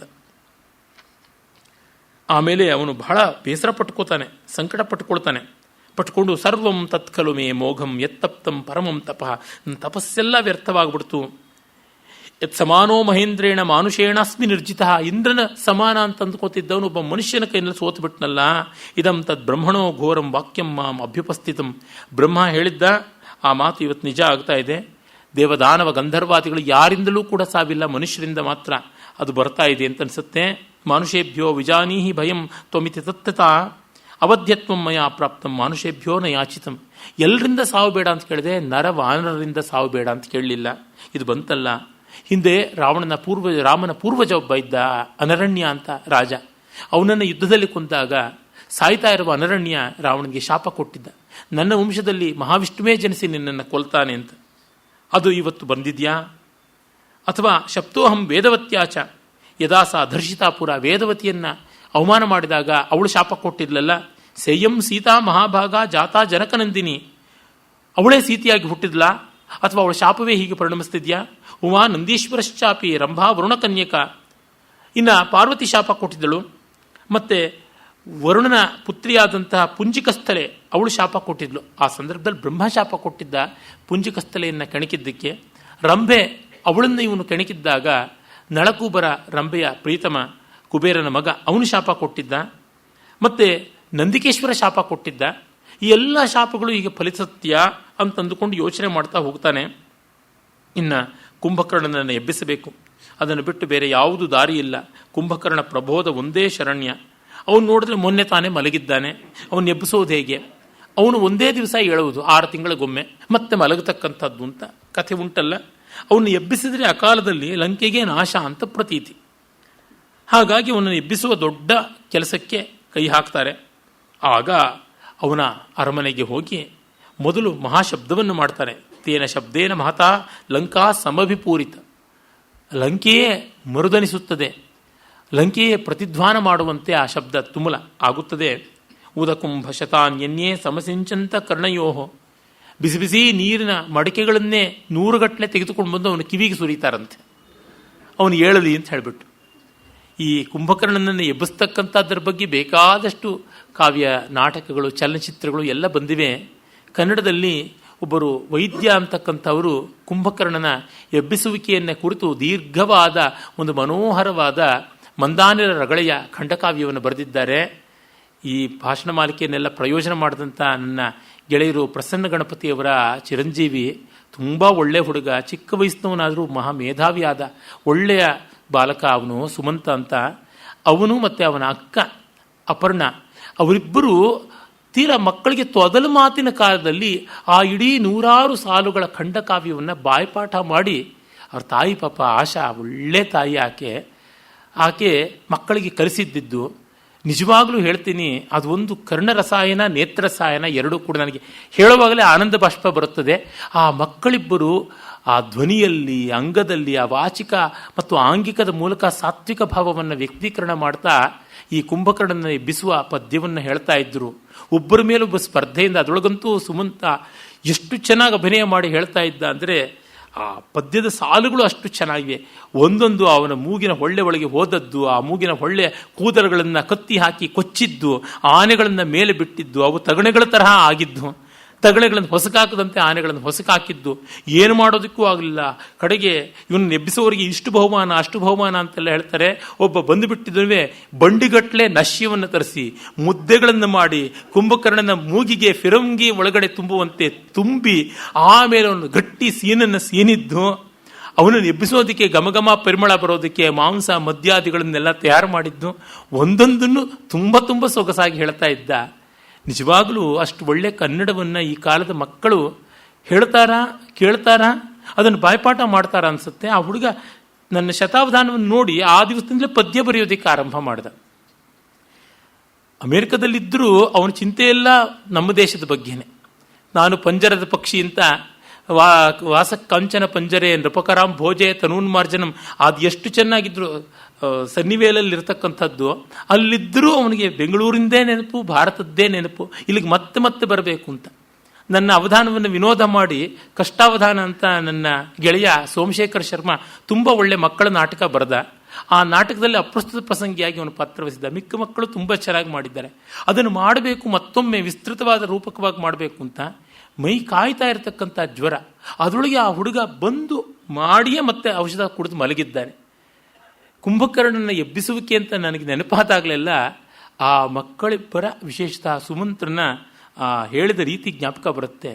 ನೋಡಿ, ಅವರು ವೈದ್ಯರು, ಪುಣ್ಯಾತ್ಮರು ಕನಸು ಕಂಡಿದ್ರೋ ಇಲ್ವೋ ಇಷ್ಟು ಚೆನ್ನಾಗಿ ತಮ್ಮ ಕಾವ್ಯವನ್ನು ಮಕ್ಕಳು ಜನಾದರಣೆಗೆ ಒಳಪಡಿಸ್ತಾರೆ ಅಂತ. ಅಷ್ಟು ಚೆನ್ನಾಗಿ ಅದು ಮತ್ತೆ ಯಾವುದೋ ರೆಕಾರ್ಡ್ ಮಾಡಿ ಯೂಟ್ಯೂಬಲ್ಲಿ ಹಾಕಬೇಕು ಅಂತ ಏನೂ ಅಲ್ಲ, ಆತ್ಮಸಂತೋಷಕ್ಕಾಗಿ ಮಾಡಿದ್ದು. ಅವರ ಅಜ್ಜ ಅಜ್ಜಿ ಇಲ್ಲೇ ಇದ್ದಾರೆ, ಪುಣ್ಯಾತ್ಮರು ಸೂರ್ಯನಾರಾಯಣ ರಾಯರು ಮತ್ತು ಅವರ ಶ್ರೀಮತಿ. ಅವರು ಮಕ್ಕಳಿಗೆ, ಆ ಮೊಮ್ಮಕ್ಕಳಿಗೆ ಸಾಹಿತ್ಯದ ಸ್ವಾರಸ್ಯವನ್ನು ತಣಿಸಿ ತಂದುಕೊಟ್ಟಂಥವ್ರು. ಅಜ್ಜ ಅಜ್ಜಿಯರು ಎಷ್ಟೋ ಬಾರಿ ಟಿ ವಿ ಮುಂದೆ ಕೂತ್ಕೊಂಡು ಬಿಡ್ತಾರೆ, ಮೊಮ್ಮಕ್ಕಳನ್ನು ನೋಡೋದಿಲ್ಲ, ಟಿ ವಿ ಭಂಗ ಆಗುತ್ತದೆ, ತಪಸ್ಸು ಭಂಗ ಮಾಡ್ತಾರೆ, ಈ ಮಕ್ಕಳು ಮಾರೀಚ ಸುಬಾಹುಗಳ ಥರ ಅಂತ ದೂರ ಮಾಡಿಬಿಡ್ತಾರೆ. ಇವ್ರು ತಾವು ಓದಿದ ಹಳಗನ್ನಡವನ್ನು ಅವರು HAL ಕೆಲಸ ಮಾಡ್ತಾ ಇದ್ದವರು. ಅವರು ಯಾವಾಗ ಕನ್ನಡ ಕಾವ್ಯಗಳನ್ನೆಲ್ಲ ಓದ್ಕೊಂಡ್ರು, ರನ್ನ ಮೊದಲಾದವನ್ನೆಲ್ಲ ಪಾಂಕ್ತವಾಗಿ ಓದ್ಕೊಂಡಂಥವ್ರು. ಅವರು ಆ ಮೊಮ್ಮಕ್ಕಳಿಗೆ ಸಾಹಿತ್ಯದ ಪ್ರೀತಿಯನ್ನು, ಸಂಗೀತದ ಪ್ರೀತಿಯನ್ನು ತಂದುಕೊಟ್ರು. ಹೇಗೆ ಬದುಕಬೇಕು ಕನ್ನಡ, ಈ ಕಾವ್ಯಗಳು ಹೇಗೆ ಬದುಕಬೇಕು ಅಂದರೆ ಈ ರೀತಿಯಾಗಿ ಬದುಕಬೇಕು, ನಮಗಾಗಿ ಬದುಕಬೇಕು.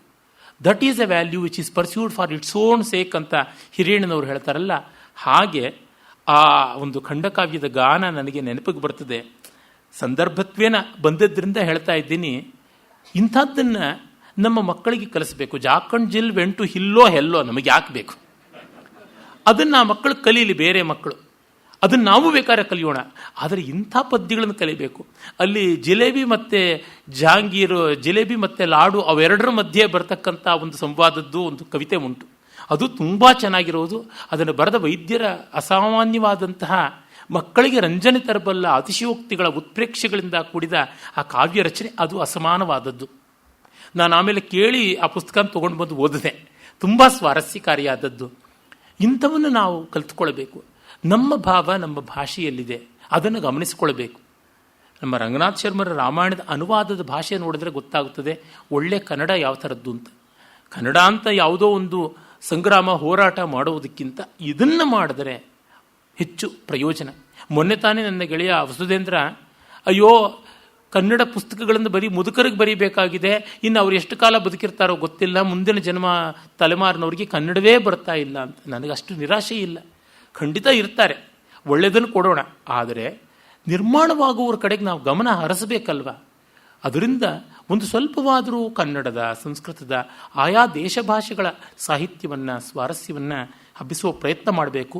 ಆ ರೀತಿಯ ಶಿಶುಗೀತಗಳಿಗೆ, ಶಿಶು ಖಂಡಕಾವ್ಯಗಳಿಗೆ ಪ್ರೇರಣೆ ಈ ಆದಿಕಾವ್ಯ ಅಂತಂದರೆ ಅದೆಷ್ಟು ದೊಡ್ಡದು. ಆಮೇಲೆ ವಾರಣಾನಾಂ ಸಹಸ್ರಂತು ಶರೀರಸ್ಯ ಪ್ರಧಾವಿತಂ, ಸಾವಿರಾರು ಆನೆಗಳನ್ನು ಅವನ ಮೈ ಮೇಲೆ ರನ್ನಿಂಗ್ ರೇಸ್ ಮಾಡಿಸ್ತಾರೆ. ಆಗ ಕುಂಭಕರ್ಣಸ್ಯ ತಥೋ ಬುದ್ಧ ಸ್ಪರ್ಶಂ, ಆಗ ಅವನಿಗೆ ಏನೋ ಓಡಾಡ್ತಿದೆ ಅಂತ ಟಚ್ ಫೀಲ್ ಆಯಿತು ಅಂತ. ಅದು ಟಚ್ ಮಾಡಿ ಹೋಗಿದೆ, ಟಚ್ ಪ್ರತ್ಯಯ ಅವನಿಗೆ ಬಂದಿದೆ. ಅಂದರೆ ಆದಿಕವಿಗಳ ವಾಕು ನೋಡಿ ಎಷ್ಟು ಚೆನ್ನ.